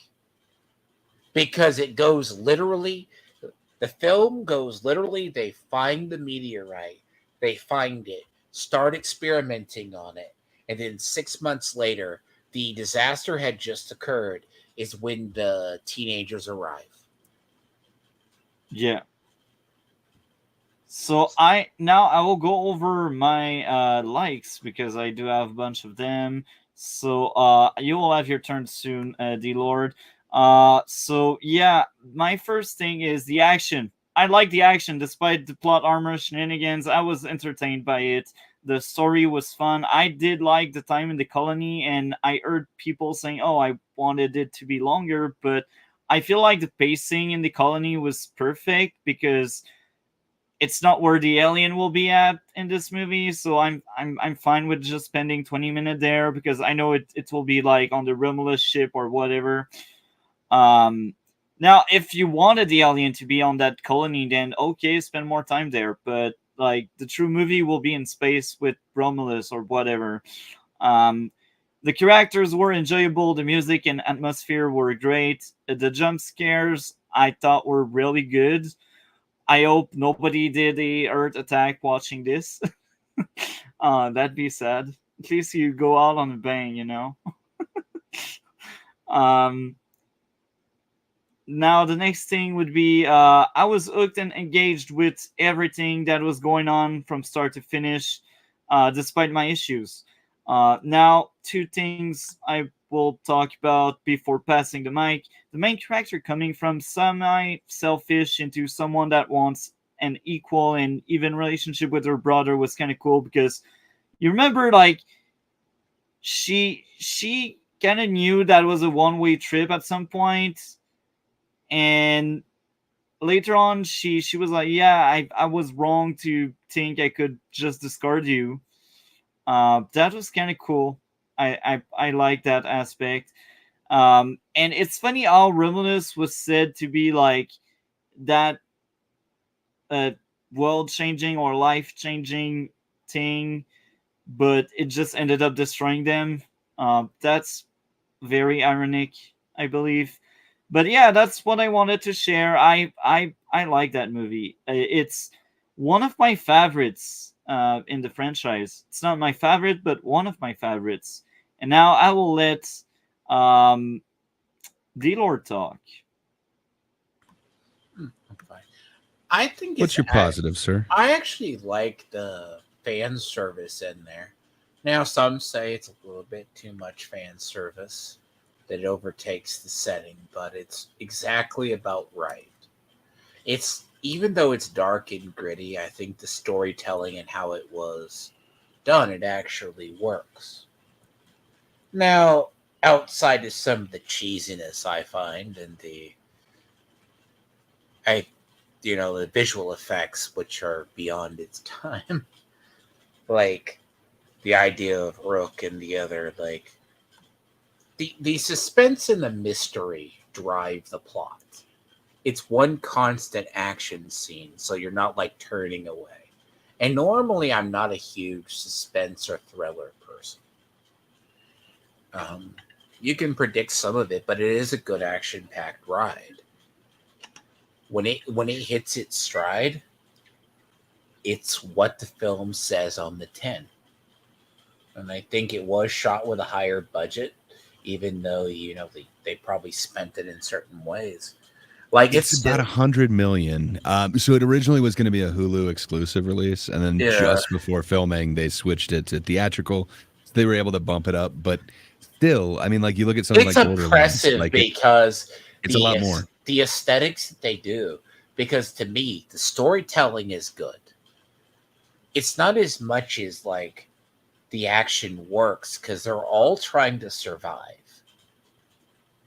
Like it has the industrial plot if you know the alien story. It has stuff for the normies, and it has stuff for the fans. Then it has stuff for the deep fans.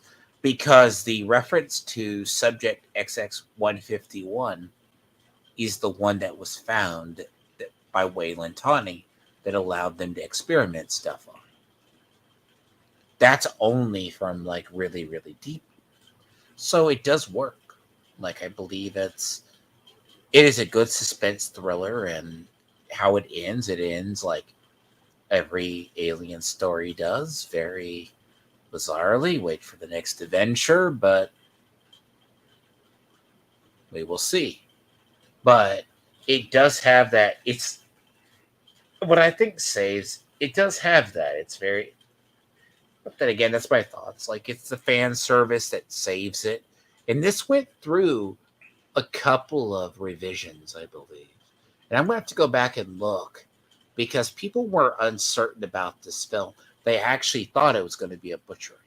Turned out to be good, but it is going to have some mixed reviews because of certain parts of it. Like, and we can probably get into it later, but there's parts of it that divide the fans. Because Alien fans are as picky of the franchise as of the films. Whether you like the way the aliens gestate or they form, because it's a different xenomorph, it is also a different way they evolve. Now, Yeah. I'm not a huge fan of Covenant, but like, oh, how effective the Hunter. Like, there's parts of it, but that doesn't break the film. It's still an Alien film. But that's what I say about it. And I do recommend it. It's Okay. Okay. So now it's great turn. How did you feel watching it? Because you seem surprised we liked it. So what did you think of it?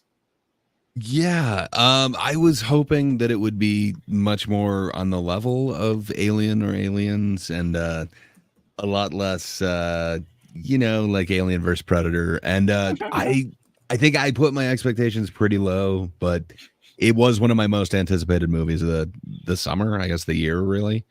I think there's only about like 2 more that I really want to see coming out this year.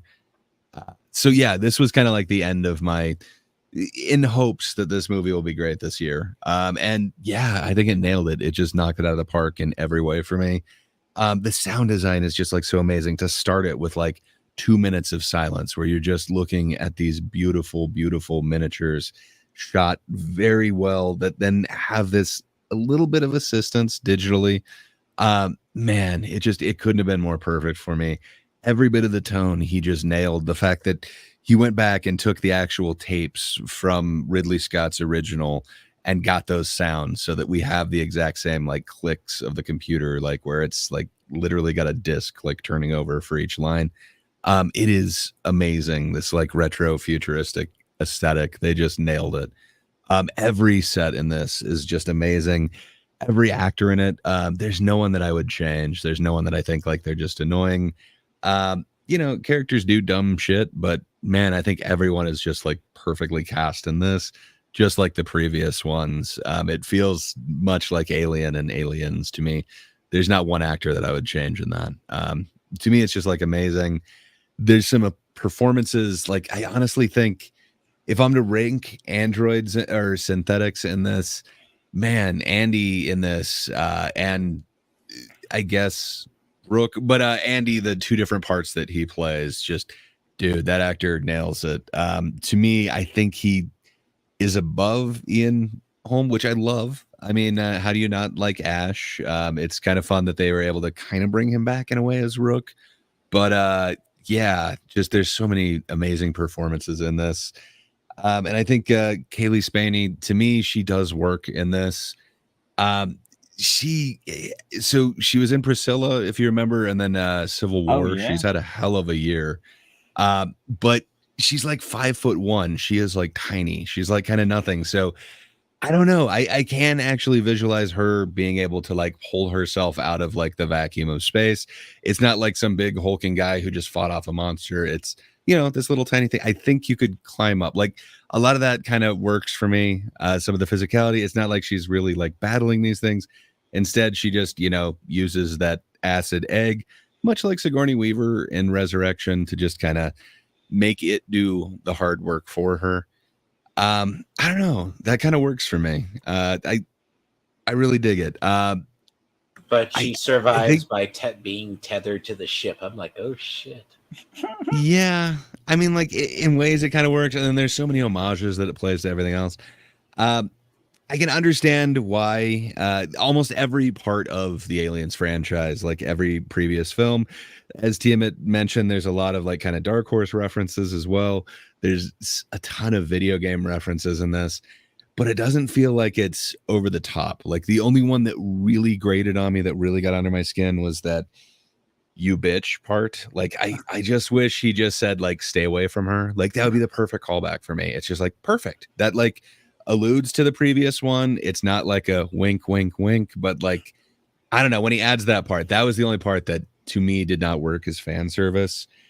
So everything else to me works in this, but I guess I'm kind of a stand for the series. So yeah, I don't know. I guess I'm an easy audience for this. I was trying to keep my expectations low, but this definitely exceeded it for me.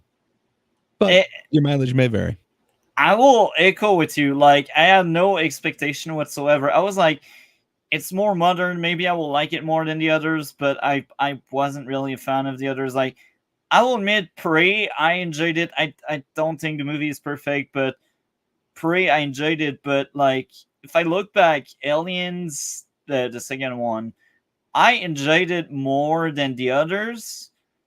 But I think I would actually rewatch that one, but not the others. Like none of the other Alien movie. You're doing yourself a disservice. You should watch them all. They're great. I'm gonna do it and then rank them. They're amazing films. But I wasn't a fan. Like the first one, I think is so overrated because yes, it's a classic. It did a few things that nobody else did before, but um, I'm not that much like latched onto it. So yeah, I will equal what you said. Like I came in like I didn't add that many expectation. And I ended up liking the experience a lot. Um, so yeah, I'm wondering if any of you would like to add more to this.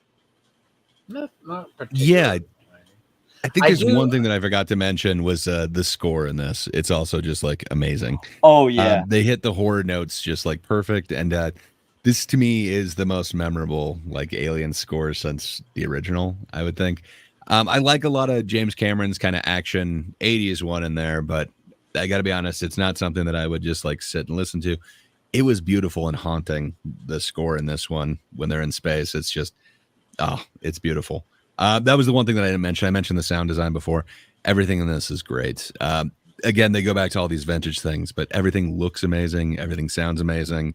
Just, yeah. To me, it's edging to be one of my top films of the year. But I sorry, am surprised. What you're saying? I'm surprised they didn't go with a crawler.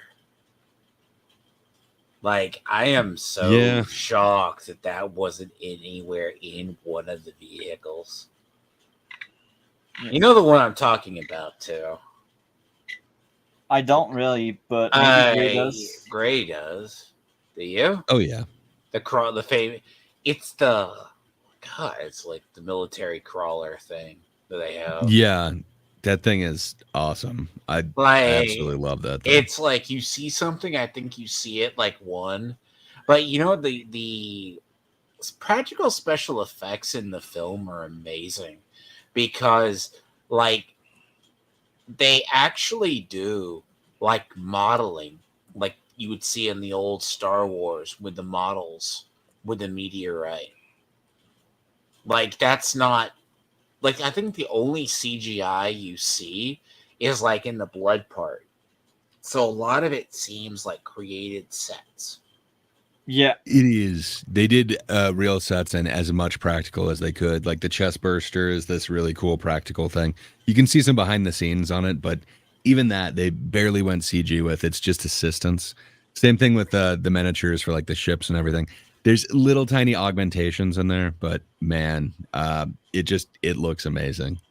And to think of some of the other like giant films that are similar budgets, just no, they blow them out of the water with this thing. Yeah, I This mean, is they just spent, gorgeous. let's say it's $100 million, but it's not like grandiose either. And it's like practical because, like, I didn't know when Mr. I hope they H- make it back, man. I don't think know when they deserve said it. Mr. H said it, is they went back to like the original computers, like the Acorn computers, like they used in the They did. original. Like, dear God, I'm like, that's a recreation detail. It's like, Well, it was such a weird production design to go with these like weird kind of almost outdated computers, but I don't know. I love the aesthetic because like 2001 was, I think it's like 11 years before that, and they had these flat screens.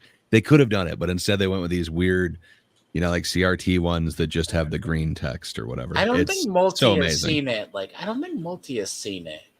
Which one? You should put it on a thing. Which one?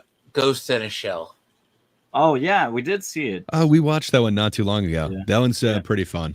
Yeah. I don't Like, think Multi liked it as much. Did but, you not I like thought that the was game? average. I didn't hate it, but I didn't like it either. Ghost in the Shell, right? A little fun fact about that. It was the creator who had a very heavy hand in it.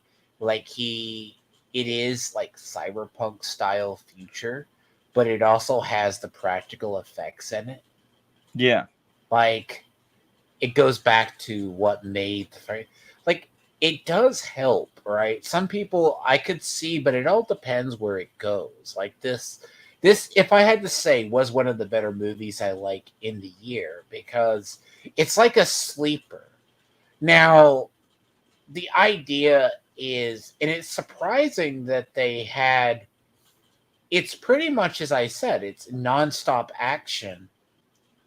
And correct me if I'm wrong, guys. It is nonstop action once it starts. Yeah. It goes from that mystery to like the thing. And you get to see what you can do with modern technology, right? Because like, oh, could the face huggers swim? That's possible, right? Yeah. Like it's practical, but it's also new. But like, I do have my nitpicks with like the weird, creepy android that's ripped in half or burned in half. Like, I'm like, that looks fake as hell. Like having ketchup. Yeah. But, I don't think we mentioned that yet. So I love Ian Holm, amazing actor. He was in this. yeah. He's in Fifth Element. He's Bilbo. He's an amazing actor. Unfortunately, he passed away in 2020. So they just used another actor and then tried to deep fake him over it. And man, it was not. They got the effective approval for me of at his all. estate to use it, Which is awesome. Like, I'm glad that they went the real route. and it helps. But all the scenes it's in, it's just like, It's so distracting. It kind of looks okay through the CRT screens. Like, I don't know. It's weird. Anytime it actually shows it where it's like a close up on it, it's bad. I don't know, man. It is bad. I gotta like. So can I ask you guys? So would you rather it not be that Ash character at all, like the Ian Holm, so that we have that shorthand? Like, obviously, what it is a shorthand. Any fans would know, like, oh, okay, this can't be trusted. We know this is nefarious. Like, obviously, it's got the company's interest top I of mean, mind. the fans know, But like, I think you would get that right away. Like, Yeah. he makes that pretty clear. Do you think it would have done more service if it was just anything else as the synthetic as opposed to this deep fake thing that takes you out? I will be honest. It didn't take me out. It doesn't take me out of it. It Damn. just, my it did brother for as me. well. That and the Like- elevator were like the worst parts for me that I wrote. Hey, Welcome, we got a welcome. super secret guest. I'm surprised. Welcome. I'm glad to see you, man. And you as well. But yeah, I think welcome. like I do think like it's not. That's why I say some of the scenes don't. It's one of those practical effects.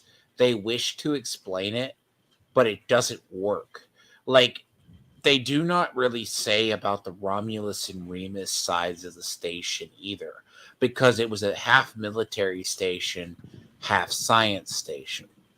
So, like, there's a lot of stuff in the scenes that like work, but like some of the visual effects, but it's like it's not lore breaking. Like as I said, like a little bit of it is what's the rules of the universe at this point. I mean, Whatever looks like a penis, vagina, or oh, both. you're not gonna inclusive. even get there. I love how you danced around that. I really do. I will ask you this, Charles. So we were talking about that deep fake thing with the actor that passed away. Did it take you Ian out? Holm. Are you doing spoilers? Yeah, we do. I didn't mind it when he was on like a screen, like a computer monitor or CRT Yeah. screen or something. I felt like it was too much. I wouldn't have minded it if it was a scene or two, but the amount of time they spent showing his, like Gray said before, uncanny nature, that was unfortunate. That's Great. interesting. I mean, Charles, I'll run this past you. See, what the only issue I had in that scene is, you know, like when they're doing effects in the scene, it looks that impractical. It just looks, when you look at the scene, that special effect looks like it's out of place. It's uncanny. Very uncanny. Right. And I don't know if I would have the solution. Like if you showed me something practically, I don't know if it would be better, but I don't Do know. you think you need him? Like, it is kind of a don't. wink, but couldn't we just assume that like any synthetic might have like the company's interest higher than anyone else, especially if they're like a science officer or whatever? Right. Especially if it's just a program too. You just plug it in Yeah. and Yeah. I don't know. It would be one of the things that I felt they went too hard with the fan service. Yeah, I don't hate it, but yeah, I think if it's going to be that heavily featured, maybe just get a different actor. Right. I don't Everyone hate that they it. chose is great in this. Like, there's nobody that I would cast as anyone different. Like, it's like cool. They all work as the part for me. I mean, I think they could have chosen a good android actor or synthetic actor. Yeah. look, anybody who, by the way, yeah, Charles, I don't know how much you know. Like I said, if you've ever heard the theme "Mother" in the Aliens franchise, it's never good. That's the It's never like Wayland Tawney is like, as I was saying earlier in the stream, like about the space colony. Wayland Tawney is like the slave drivers of the current thing. They're the ones who do it. Like they're the classic corporation that's like evil in any franchise, but they're also really stupid because they go, whether it's a Dark Horse comic or anything else, they go, oh, look at this thing. If it gets out, everyone's basically nefarious like, company. Yeah. like basically like there's points like even in the comics, like in the novels that the movies don't touch upon. Like they know how deadly aliens can be, but they go, well, we create them and we can manage them. Every single time the story ends up, like except for a few, the things get out, take out a half the facility, and they're like, well, guys, we'll go back to the drawing table. Like, huh. Oh wow. Like, well, but that's actually the whole thing, right? Like the Wayland Tawney, right, is not known. But then again, in the universe, they're the chief funders in space. They have colonies. There's other corporations, but they're just one of the big ones. Wait, so Like- I'm looking. I don't know what I'm looking at here. It looks like it's a set of 7 books. Are they novels or are they graphic novels? Titan books, Alien Isolation, Prototype, There's novels, and then there's comic series. River over of the Pain. years. Yeah, I can't see inside it. Are they novels or graphic novels?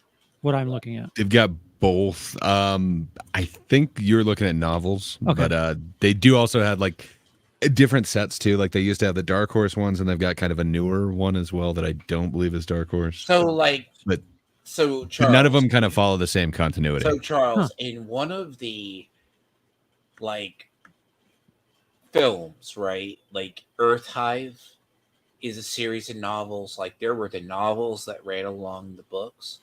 Like they had the initial theory, I think was about 2, or like they were going to have the Earth Hive.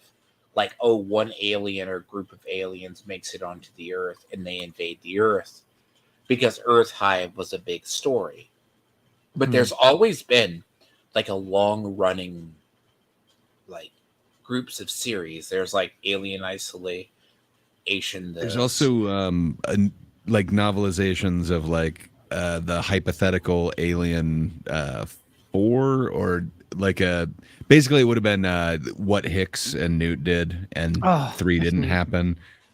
So there's been like a few scripts of that. They actually turned a couple of the scripts into novelization after it didn't get made. So like there's a bunch of books out there that really expand the lore, but they're not officially canon.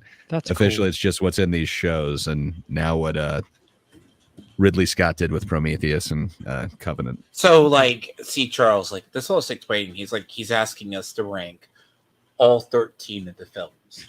Like, Yeah, do you think you could do that? Like all AVP, all Predator, all Aliens? Do you think you could rank them in order? If I told you I already have them on standby, would Oh, That'd be nice. bad. Oh, I like that. No, Oh, no. that's amazing. Well, if he's got them on standby, it's probably for a reason, and then he probably can't burn that here to our pitiful audience. well, without making a sideways jab, I'm not going to have to worry about too much of a. I don't have.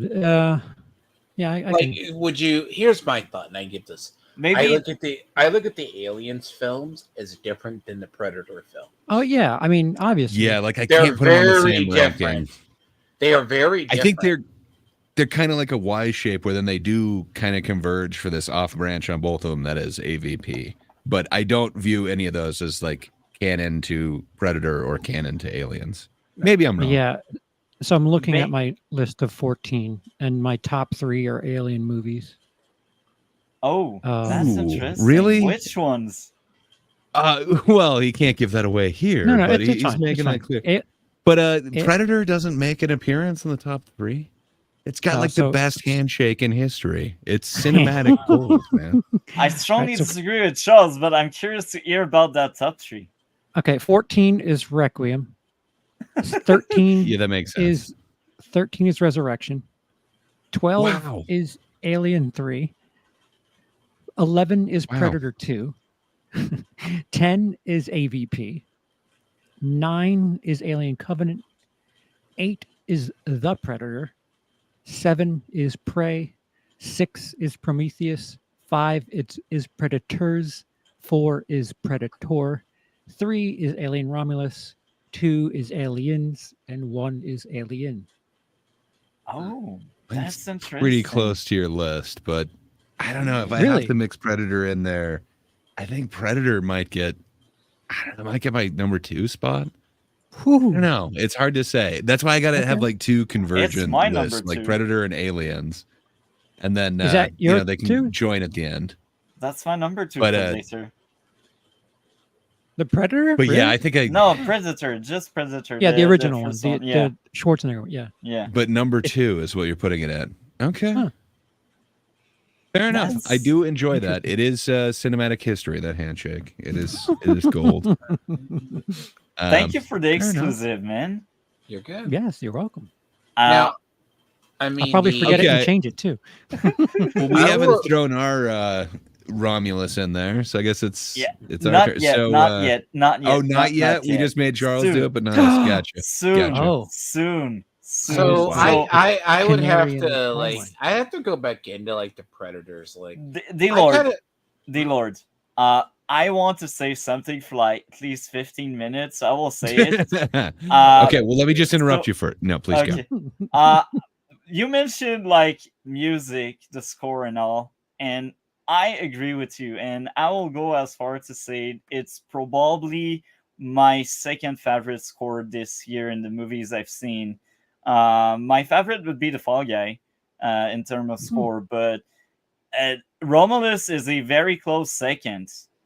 Yeah, I adore the music of that movie. I hope it gets a nomination at least, in the Oscars or whatever. But that's what I wanted to say like 15 minutes ago. Now I said it. So, Dlord, you can share some thought here. no, I know you think wanted it's to say I think it's gonna something. be one of those films. It might not be. It might be a sleeper. Some people like it. Now, if they do this greatly as they do, Sleeper. it's going to be probably not be the first half. It's going to people will see it, and if they do good with Alien Earth, which is the FX series, Okay. that's going to be that is the series it's supposed to be. It's FX. It will be bad. God, people, you have really high like I So do. what is your definition of a sleeper? Can I ask you that? Because like, man, it did like 18 its first day, and it's on record to make like 42.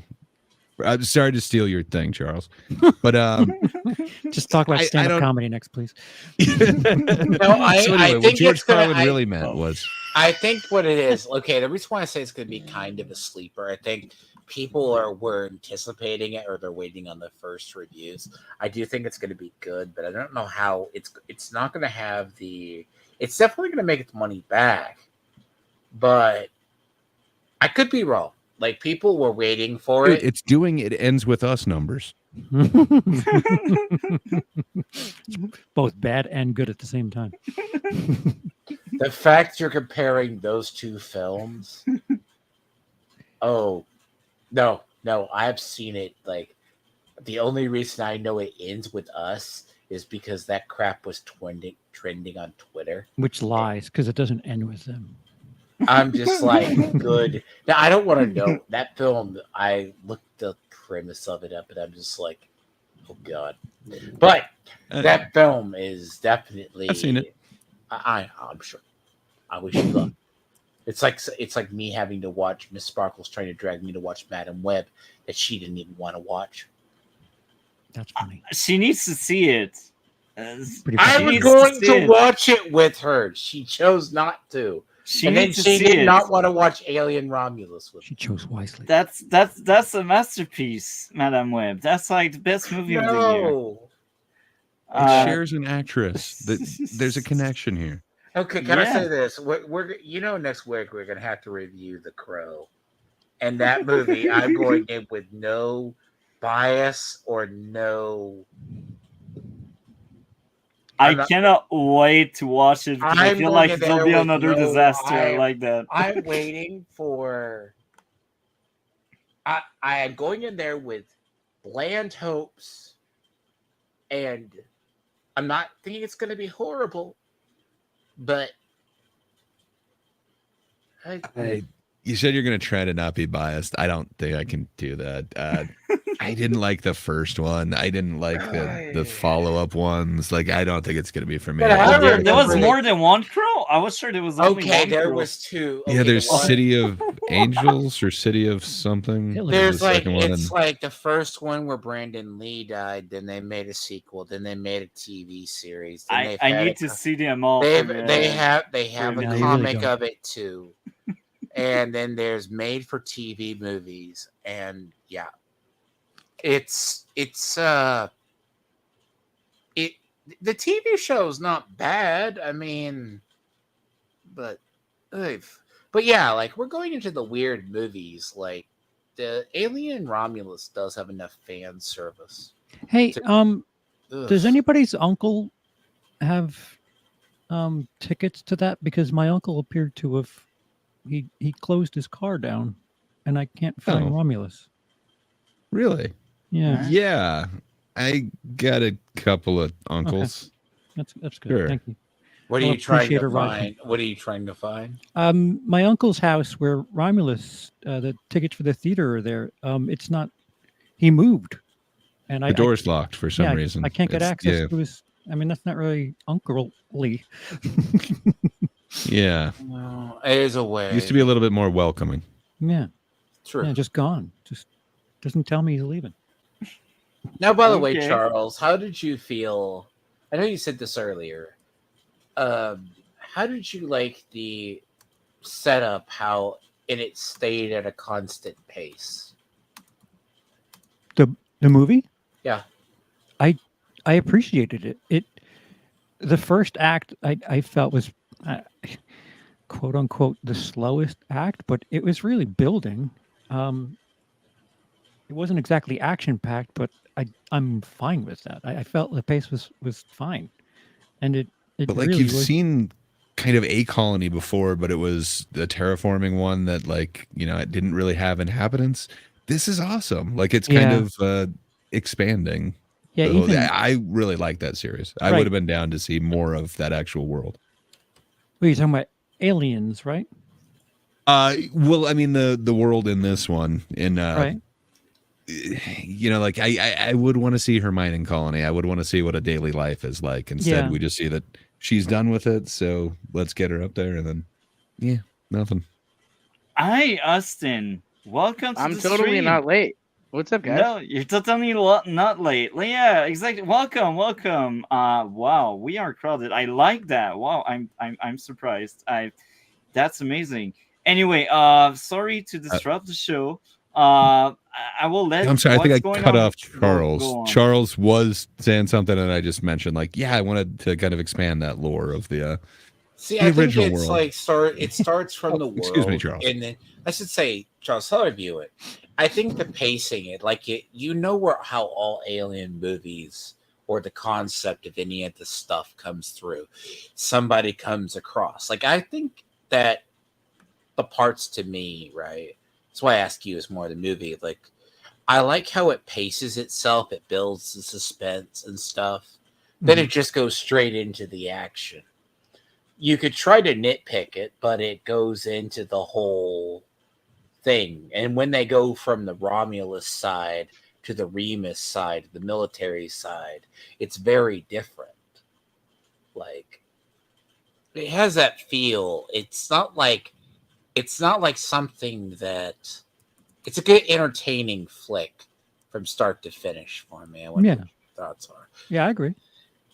The second the last 2/3 of the movie are rather quickly moving. So what would you say would be your favorite thing about Romulus, Charles? It's hard to pick one thing because I really appreciate when things started popping off because I'm more of a fan of Alien than Aliens. I like the horror element.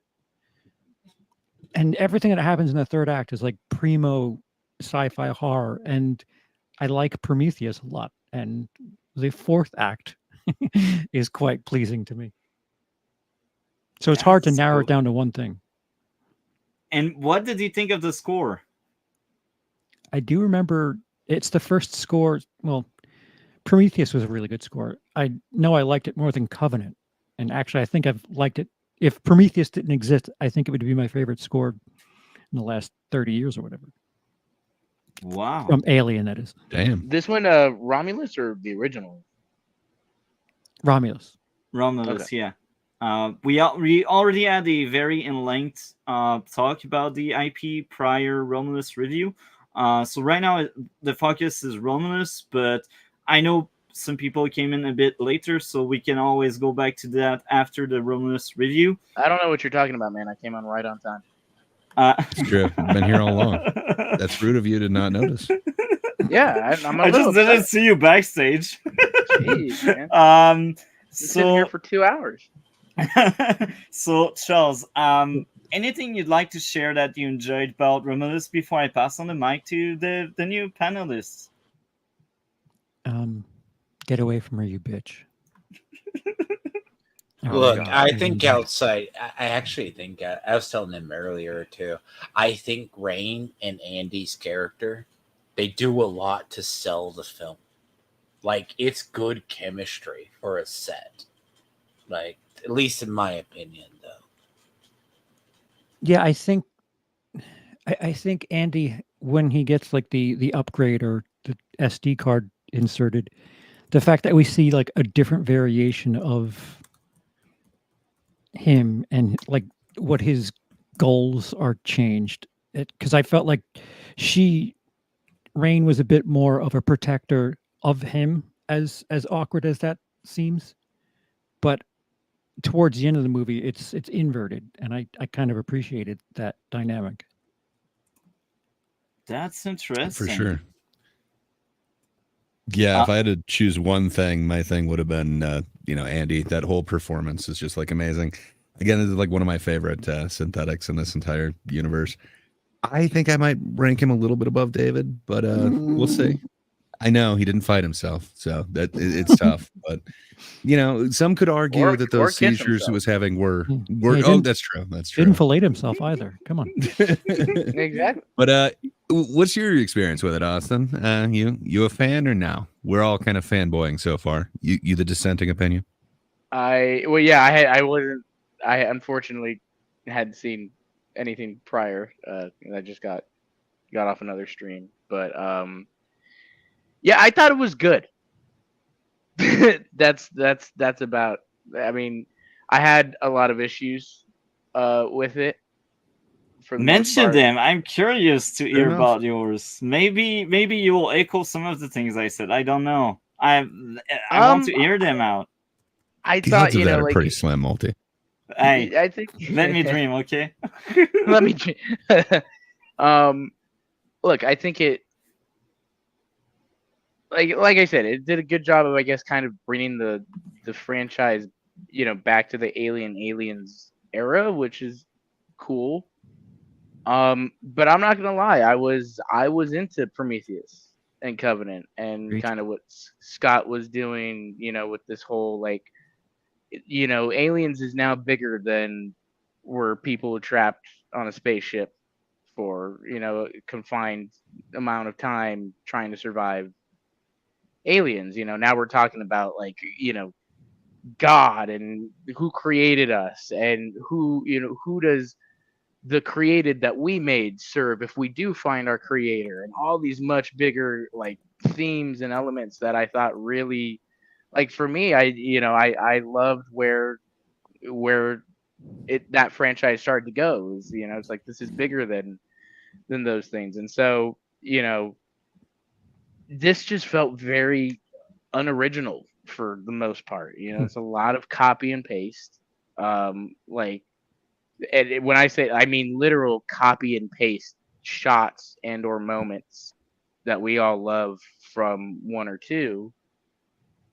And it's Can you give me an I just- example of like a copy and paste moment? Like I see Uh, homages, I but I can- don't I see can give copy you and many. paste. You just I can write. give you Okay. many.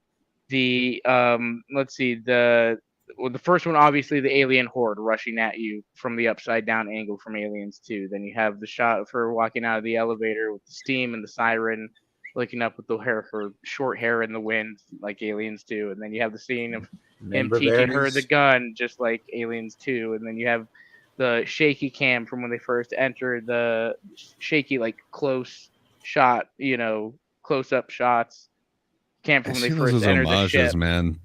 I But- don't see and it I- as and copy that's- and paste. And that's fine for me. Like, I literally was like, I've seen these shots before and in better films.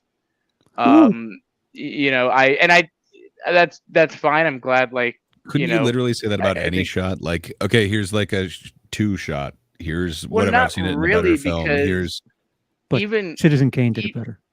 because even other, I guess you could say like nostalgia based films, let's say Ghostbusters Afterlife or Force Awakens or these types of movies, like, yeah, they had those moments too, but it wasn't these like almost, like I said, direct copy and paste. You know, it was moments of nostalgia with little hints and little things that like Easter eggs. But this was just, like I said, this is the same scene I've seen before, the same shot that I've seen, like literally even the same setup, and like you know, alien close up on her face with the thing, you know, like it's, and I thought it You was mean cool, the you know, to classic shot again that's literally in all of them? Like, so this one would have been, you know, in most of it, but let's be honest, not Prometheus Well, and Covenant, and that's what's going to be the interesting about no, this but it's in thing about this Alien, movie. Aliens, Alien 3, and Resurrection all have that Right, exact same but shot. not the last two movies where Scott retook the franchise and started to take in the direction that he wanted it to, and that's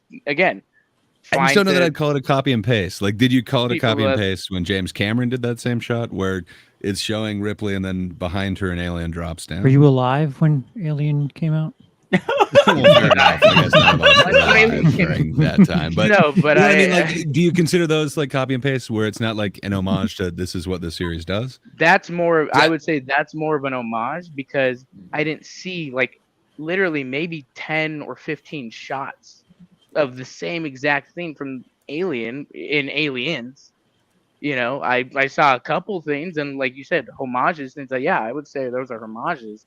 Whereas this film is, there were many don't even get me started on the "get away from her, you bitch" line, because that was just, that's the that was most disgraceful. unjustified thing. Like, if they That just was, leave off "you bitch," if utterly they just said "get disgraceful. away from her," like, Honestly, that's you're right. I almost the thought about perfect- that. I had thought about that coming out, and I was like, he just wouldn't have said "you bitch," Yeah, it because would've that been is perfect. so relevant to Aliens. It's two mothers fighting each Yeah. other over this. You know, like that's relevant. They're calling each, you know, like.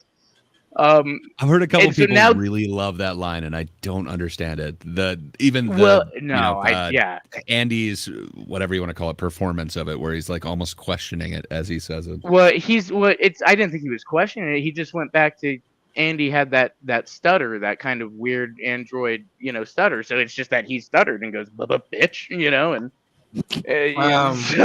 Austin, but- does it when you come into it, right? You came into Aliens with the prior films, or did you come in with Prometheus? No, I came in with, so I studied Alien and Aliens in film school, and then again saw the 3 and 4, which 3 I like ideas, and as much as David Fincher is one of my favorite directors of all time, it's not a good Aliens movie at all. 4, I liked don't- it. It's one of my favorites. Yeah, but you know, it's you that we're talking about. Yeah, there's so much good in there, but I think the 4 bad outweighs it. It's not It what I does, want it out does. of Alien 3. 4 I pretend doesn't exist. And There's so much then cool shit, but man, the CG was not there to do what they were trying to do, and that, and it just doesn't have there that was- there- feel. This one has the feel, but like that was just, it's so weird. Yeah, But Dan so Hedaya, I I mean, I he's got pretty awesome. reinterested in the franchise with Prometheus, and I was like, okay, again, this is cool. You're expanding the ideas and making them bigger than just, you know, some alien on a spaceship, or you know, these other pretty simplistic thematic elements that made Alien and Aliens very popular. You know, a mother figure, or with Alien, kind of like she's around all these men. You know, kind of the outstanding character amongst all of them, finding sexism amongst, like, there's a lot of those things in those movies, but this, like Prometheus and Alien Covenant, I like. And now Covenant, I admit, has a lot of issues, and admittedly Does the Scott- attempted change in the origins, like, if you're are you familiar with the Dark Horse comics? No, I haven't read any of those. So so the idea of the lore, right, was like, it's something I'm fine. I think it's weird with the black goo saying, "Oh, there were no aliens in the universe prior to David screwing with the engineers." I'm like, Right. they've been around a while if you think about it. Well, I see it, and see now. Obviously, I haven't read the comics. I don't know what's canon or lore in that sense. I'm just going based off of the films. Basically, just the movies are what's Yeah, canon now. Yeah, so the movies, I like that idea of our creation rebelling against us, you know, and doing all this with the way, doesn't like the way he's treated, all these types of things, and then creating this thing to destroy us. or and so like I liked that idea, and I really love the opening of Covenant, where David asks them, Wayland, straight up, so what happens when we find your creator? Who do I serve then? Yeah. And just like a lot of like, I love that type of deeper thinking. Those and that type ideas are fun. Yeah, and so I forget, so is for it me, Walter, the other version of David? That whole idea is fun, and even the Yes. double fight is really fun. yeah, I like when he comes back. He's, I thought you were dead. We've upgraded since your model, and like, yeah, cool things like that. Or it's just like, And again, the concept of Alien- humanity there, like that David was more human, and Yes. Wayland Yutani is trying to make every subsequent model less human. Exactly. Yeah, exactly. Because, and Walter tells him straight up, you scared people. You were too, but, and so Alien Romulus really worked for me more in the third act because they continued those themes and those ideas of basically, I took it as, this was the result of David's work. This is kind of what he would have wanted. Now it's on Rook. Now I'm not a fan of the whole bringing back Ian Holmes weird thing.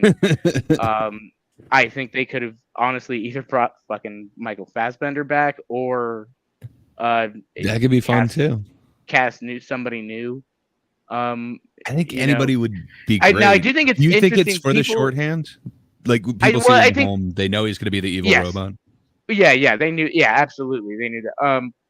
But I thought that was again another thing, like going too much. Like, all right, I don't need to see him, in the. But I'm curious what you guys think. Did you guys think that was CGI or deep fake?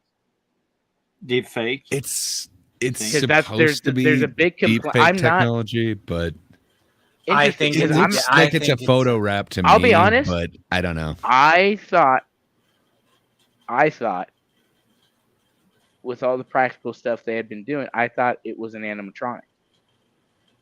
Like, why didn't they go that route? It worked on Lance Henrik in 3. That's kind of. I'll be honest. When you get that first shot of him when they introduce him, that's really bad. That's kind of jarring. I don't know what they. It's as I said in mine, Austin. I think most of the practical effects, like when you get to Subject XX-151 in the ceiling with like the decayed thing, that looks really bad. But that's a nod to the comics and a nod to deeper lore. But like I know there's video game stuff in this too. The android, it's also got the Jesus pose. Like, there's a lot going on there. So like the android, let me say this. Like, so the android in the scene, every time they were in there, that's like uncanny valley territory. Like the head looks good. It looks like it was put onto the console, like as something, and I'm just like, ugh. Yeah, so there were moments with him where I was like, I couldn't tell, and like I said, with all the rest of the practical, I thought, is this an animatronic mixed with CGI? Is this full CGI? I'll be honest, I didn't hate it as much as some people are hating it, but I do think it was unnecessary. I was like, you could have had somebody or something, but I did kind of take it as like Rook, that android or whatever, Ash, were like. Those evil androids are kind of, and I could be wrong in how I'm thinking of this within the franchise, but they're kind of, again, like just more David's on his mission. They're on David's mission. That's the mission that they're talking about. It's just let me say this, I'll let you speak to it as well. I think it's the shot of the android. It just looks like, it looks good. It didn't look like it was CGI'd in to me, and I saw multiple. I went back and looked at it afterwards, and I'm just like, here's what I'm waiting for. It looks literally like, and Charles will probably know more about how they would do an effect like that. Some of it looks like a dummy with a head put on a console, Like, and then it Like looks I've said, yeah, like an animatronic or something. Like, because I know they did a lot of animatronics and a lot of practical for this movie, and it does look phenomenal. Like the visuals and what they do with it. And I'm kind of wondering. I think it'll be kind of funny if everybody's complaining about it, calling it a deep fake or CGI, and they come out and go, "Hey, it was an animatronic with some CGI touch ups," like. Um, but yeah, overall, I mean, I thought it was good. It's not one of my favorites. There are things I liked and stuff. Like I said, I think the third act was where it really worked for me because they continued those ideas of Prometheus and Covenant, and at least that's how I interpreted it. As like this was the continuation of David's mission. And obviously Covenant ends with that big cliffhanger that we're never gonna get a third movie for. So, and I did like the way like Freddie, or Freddie, however you pronounce his name, talks about like the whole franchise where he wanted to include bits of everything, even the stuff we don't like, and because that's just what the franchise, has made the franchise to this point. So, I mean, yeah, I thought it was good. It was fine. I was a little underwhelmed even with some of the kills too, and especially with this director. Like he's done some messed up stuff, and I kind of expected something really like I rewatched Covenant the day after, and I was like, Covenant's more brutal and more like graphic and stuff. That spine scene, the way the alien chomps on that one chick when she's taken like her little bath in David's temple. There's a lot of like really brutal moments in that movie that I thought kind of outdid this one too. So I was kind of, I don't know if overhyped or I don't know. I thought it was good. For me, it ranks lower on the Alien list. It's above 3 in Resurrection, but I put Prometheus, Covenant, and Alien and Aliens above it. Okay, very interesting. So I guess now we are in the closing part of Romulus. So before we go into our individual score to each of us, I'm wondering if any of you would like to add something they'd like to share. I guess not. So, Charle, what would be your grade out of 10? Out of 10, it's an 8. Interesting. What about you, Gray? You don't say. Gray. Yeah, I didn't say. Sorry about that. Double mute thing. I'm like, I'm not muted, so let me just start talking. But I was. Yeah, I think I'm close to Charles. I think I'll just be a little bit different. Give 8.5. I really like it. The more I think about it, I think it's now number 3 for me in the franchise as far as just Aliens. It is for a lot of people. I hold Prometheus a different one, but to me, and I get it, like mine's going to be controversial anyway because my number 1 would be Aliens, and then I put Alien. But I'm with you there on that. I'm with you on that. But yeah, I think number 3 I'd go with this one. I really dig it. I think I go 8.5. What about you, Tiamat? Did you give it a score out of 10? Here's the thing about scores. The thing that nobody understands about scores is you want to know about these scores. I guess Dlord as all right, Multi. I guess that's you have 10 points to give. What would you give this? 8.5, just like you. And you brought 1 point back by defending agreed. one of the issues. Yeah. What about you, Austin? What would be your grade out of 10? It's a solid 6.5 for me right now. I would like to see it again. Just because I'm wondering if maybe I missed some stuff or I don't know. I was really excited to see it, but it's a 6.5 for me right now. But just because it, like I said, it's under Prometheus and Covenant, but above. These movies don't get terrible or horrible or unwatchable for me, or I hate them or any of that type of stuff until we get to Aliens 3 and Resurrection. So it's still in the area of goodwill within my Aliens ranking. Is the enough. And we're Dlord kind of a- back? Yes. Oh, he is. What would Okay, you what? give that a 10, sir? I give it actually about a. Actually, I was thinking about this. I give it like a. I do give it a 9 out of 10. Wow. Interesting. I have to say this too. The idea, right? I know Charles was talking about this earlier on his own stream too. What gets me is, like, I do compare it to, like, they actually put work into it. I was hoping Charles would throw in the joke about this is how actually what happens when something hits an asteroid belt around the planet, because it actually would shred the station. I think the space combat, like with no sound, is actually like space sounding like a void. Like, except for your own screams in your own head. Like, it makes sense. Space is supposed to be a void. Yeah, well, it was kind of the tagline of the first one. In space, nobody can hear you scream. So I give it that, like, it's like I was expecting in space they're going to do the hokey thing. We're going to see explosions. You're going to see, like, maybe some sound. But they hit the right notes, and it's like you only hear it, like, You can't except say it sound. maybe in her head or maybe in her own mind. Like, that's that. So. Okay, well, There's a mental condition actually. We are now at the point where we scaled that to the bigger picture, as I can call it that way. Austin, you can already answer that, but I will ask it again, but to the entire panel this time around. So, Romulus, where do you scale that one in that movie franchise of the Alien franchise? Starting with Charles, where would you place Romulus? It's behind Alien and Aliens in number 3.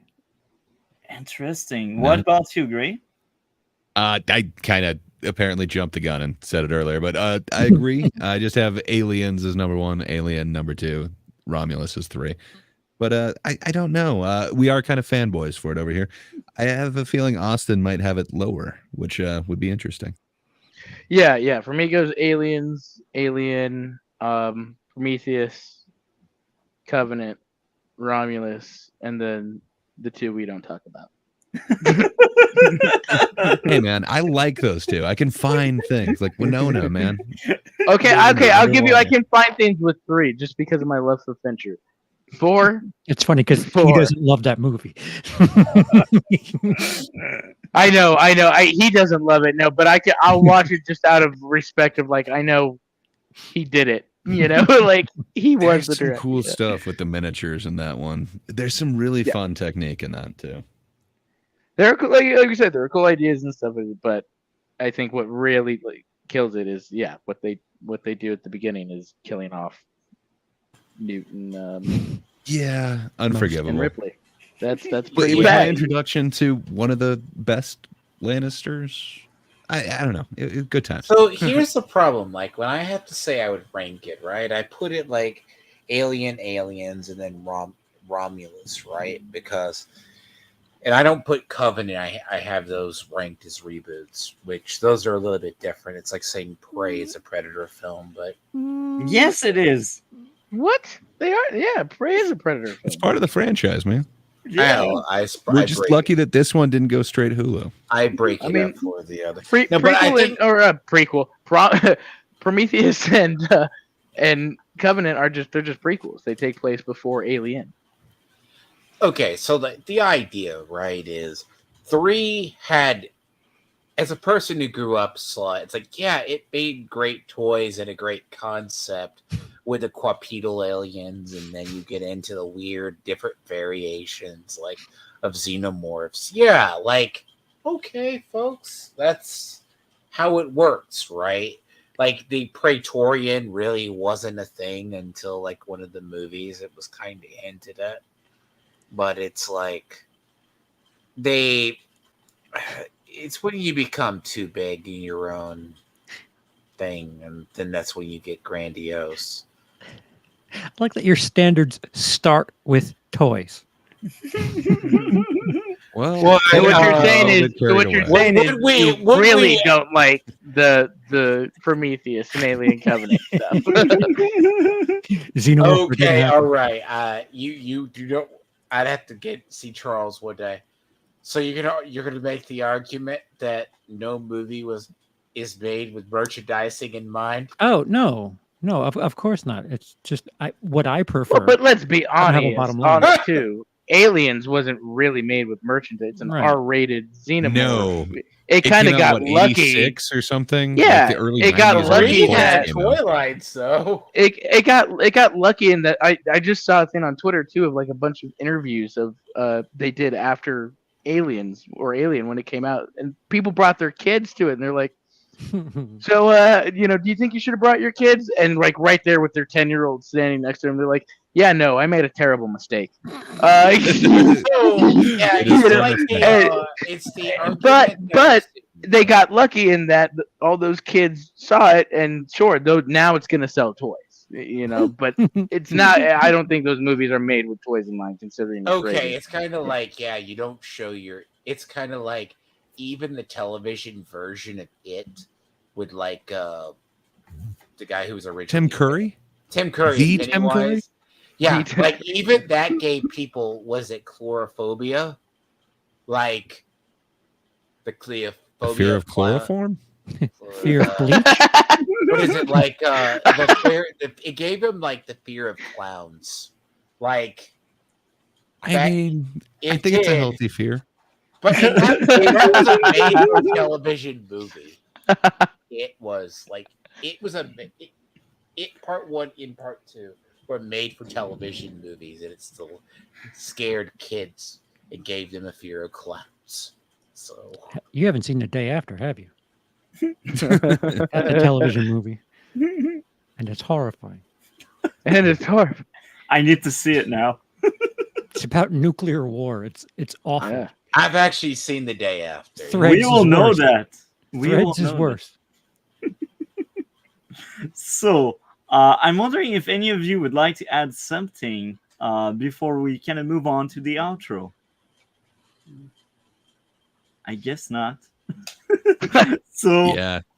Your mileage may vary with this movie. And- obviously. and- well, and- I'm kind of Oh, go ahead, surprised go that Austin ended up kind of liking it, even though you liked Prometheus. Most people who really don't love this, they hate that fourth act, just the part that gets into the Prometheus territory. So I would Well, have thought it was for a different reason that you didn't like it. So thank you for sharing your opinion. I really enjoyed hearing your criticism of this. Yeah, and I'm not trying to do I'm glad everybody liked it and stuff. And at the end of the day, like I love this franchise. It's one of my favorite franchises ever. For sure. I'm very and biased so, here. Yeah, it's hard for me to hate any of these unless I said it's Resurrection. Then I can really get it. But I kind of simp for parts of that, man. Like underwater xenomorphs. oh come on. Oh no, man. Maybe it's Winona Ryder in that too. That's where I draw the line. Yeah, but Ron Perlman and the dude with the taxi driver guns and No, the guy with the shotgun. in Perlman his was in wheelchair. 3, so I give 3 grace. 3 has grace still in my.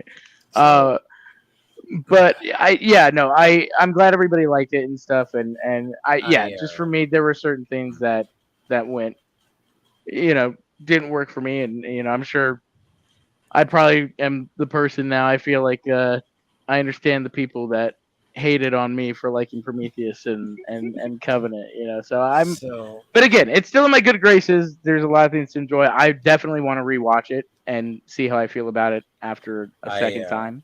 I'll say though, I think the film is going to land. Like I think I agree. Kind of your mileage with the film will roughly land. I think it's an overall good film and a very fair film. Yes, I would say that. Yes, it does absolutely. return the franchise to form. Like if you didn't like Covenant or Prometheus, Yeah, you're gonna love it. you could probably see bits of it and still like the film. But it is definitely, I put it up there with like the Batman is to certain people. Like there's a lot of people who don't like the Batman because it's a different telling. Well, listen, Because- Batman to me is the closest to the comic book that we've ever seen on screen. Yes, the noir style where Yeah. he's the detective. The but it's- narration, Yes. you know, like, yeah, And absolutely. it helps too if you know the source material a little bit. But this film, it's That's like, a comic I know. We can talk about that. I don't know anything. oh, I have to get you like it's the idea because the premise of the Batman though, and that's why the sequel is so flawed currently. I could fill you in on that. But like I think the Alien Romulus, it's a love letter to the franchise. And it may not hit well with certain people if they're not familiar with it, but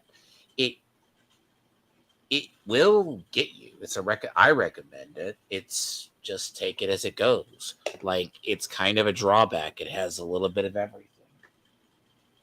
So Yeah, no, I totally understand that. Yeah.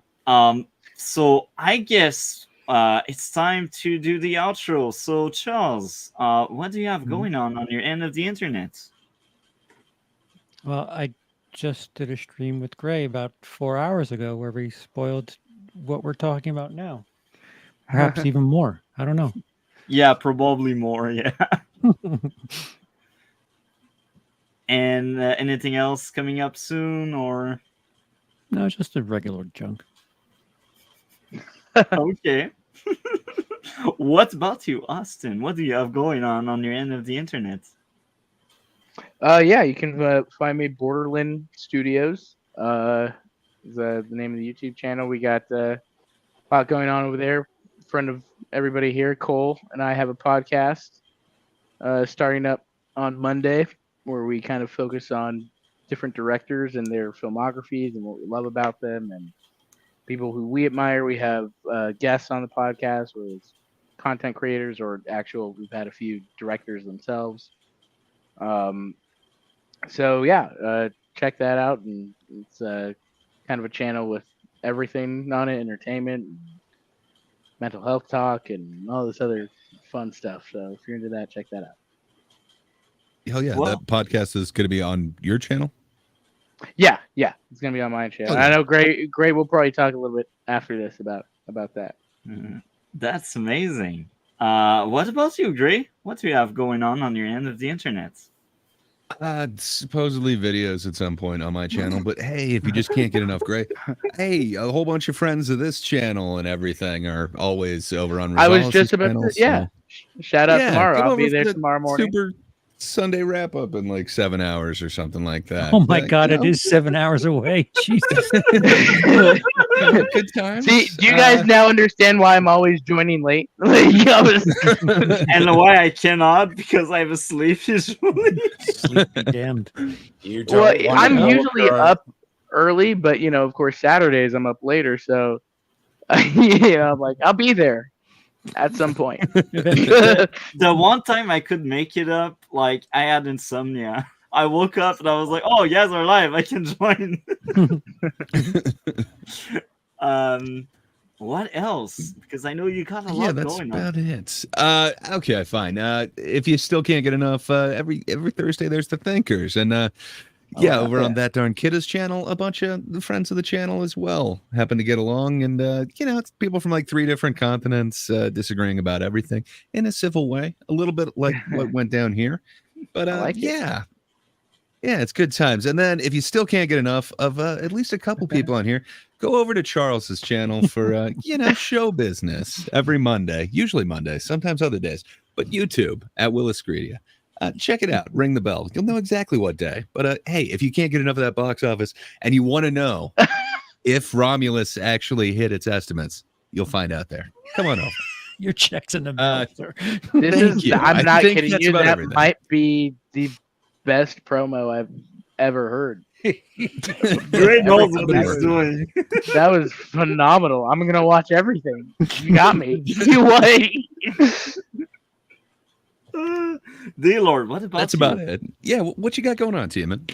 Oh, I had my busy thing. I was going to debating on whether or not, but I realized my game schedule is busy. I think next week I do have a talk I'm probably gonna do it, well, I would say today. Sleep and then wake up and do it. I do have like some commentary talk on the. I have two subjects I have to finish up on. The one on the assassination of Trump attempt, and then the follow up, as well as current political. And I do have some gaming stuff going on my channel.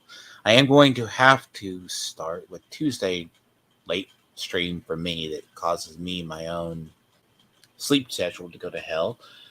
But I will be having to start either both Genshin continuing the story to at least 5.0 and then Space Marine 1 this month. So I do have other games I'm working on as well. So.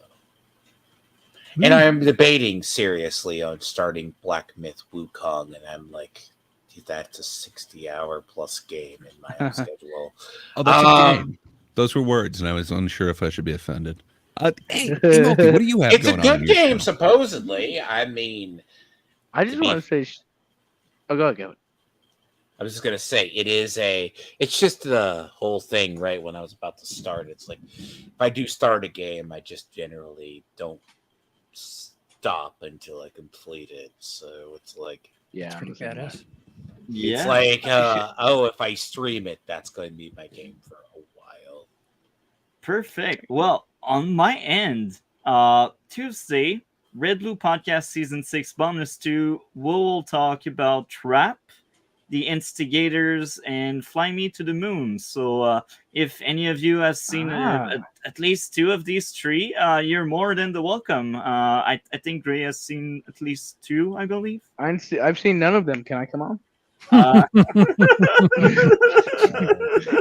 Maybe everyone's if welcome. you can add something. Should have about 5 hours worth to contribute, right?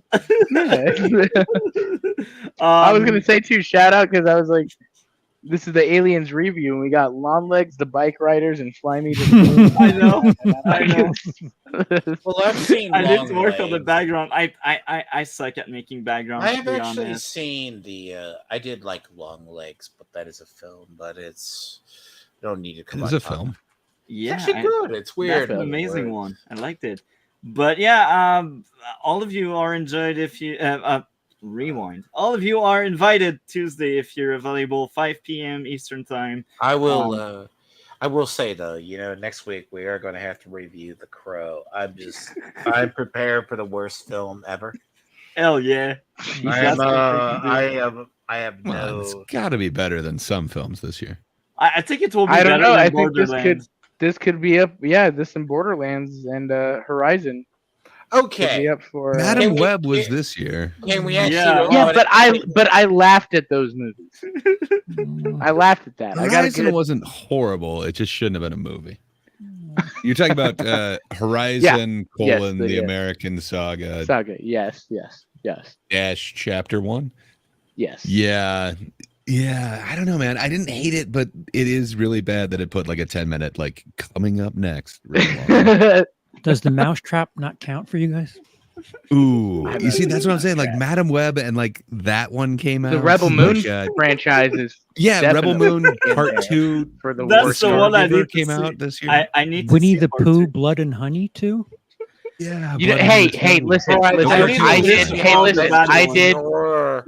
I did a promotion for Winnie the Pooh, Blood and Honey too, and I made my boyfriend had to dress up as Winnie the Pooh, evil Winnie the Pooh, so people could take pictures with him afterwards after the screening. It was great. So That's basically, right? You gotta. How much did they pay you? Yeah, did he lose a bet? No, I helped put on the screening. Oh, nice. It was an That's early cool. early screening and stuff, and so people came out. Was it worth it? Did you regret it? Hey, I didn't do it. Like I said, I made my boyfriend put on the mask. Fair. So basically, yeah, you got like the problem here is with The Crow, right? It's a kind of a cursed Oh, project. this is The Crow. You really are not excited for this Crow remake. It's like the fourth time he's brought it up. I'm excited to roast it. No, you need to tease him about. Can I be honest? I'm willing to give it a chance. I'll give it a chance. I'm saying no, Brandon Lee. It's not for me. But here's the thing. I think it's kind of like I understand. Like, yes, it was a very tragic event and stuff. And they made a pretty good movie and stuff like. But I mean, the character lives on. The comics keep it like all that stuff is still like it was okay, gonna it's a happen at some okay. point. It's You know, it's like here's my problem with it. It is one of those projects that was in the works a while, redone, and you're like, they I would need have to. preferred Jason Momoa, especially after his Fast X performance. You're like talking like it's not going to be Yeah, as bad that's fair as enough. Just it's not going Momoa to be as playing Momoa. After it all. literally is not going to be as bad as having to watch. I am not going to watch, but I know Multi will. Transformers 1. Yeah, another bad movie I'm looking forward to watch. Oh, Lord help you all. So next Transformers month, is probably going to make in 2 That might days be- what Crow will in its entire run. It's made And it for also children. might be the highest rated like Transformers story in years. You know that, but it's made for children. It's Hell going to be No, okay, so hold on. movies So for kids are is great. What are you talking about? Spider-Verse made for children? yes. No. It's No, made for man, I teens. wouldn't say it is. I'd say it's all audiences, like Pixar. Yeah. It's made for all audiences, but I know what they're going to go for. Now, the thing is what people are going to see. Like, I knew Borderlands was going to be bad, but I'm really We all hoping did. Craven Yeah, the we all Hunter did. needs to Even come me. sooner rather than later before the end of the year. I I love think how anytime this they hold on outro to a just movie took for this 3 turn. years. Yeah. Yeah, we were done, and now we're like ready to start all over. Well, now we got to talk Forte. about Borderlands. Yeah. Hell yeah. Extra No, hour. good. No, I'm joking. No, Anyway, next month we will have Beetlejuice, and Transformer 1 for the movie mainstream reviews.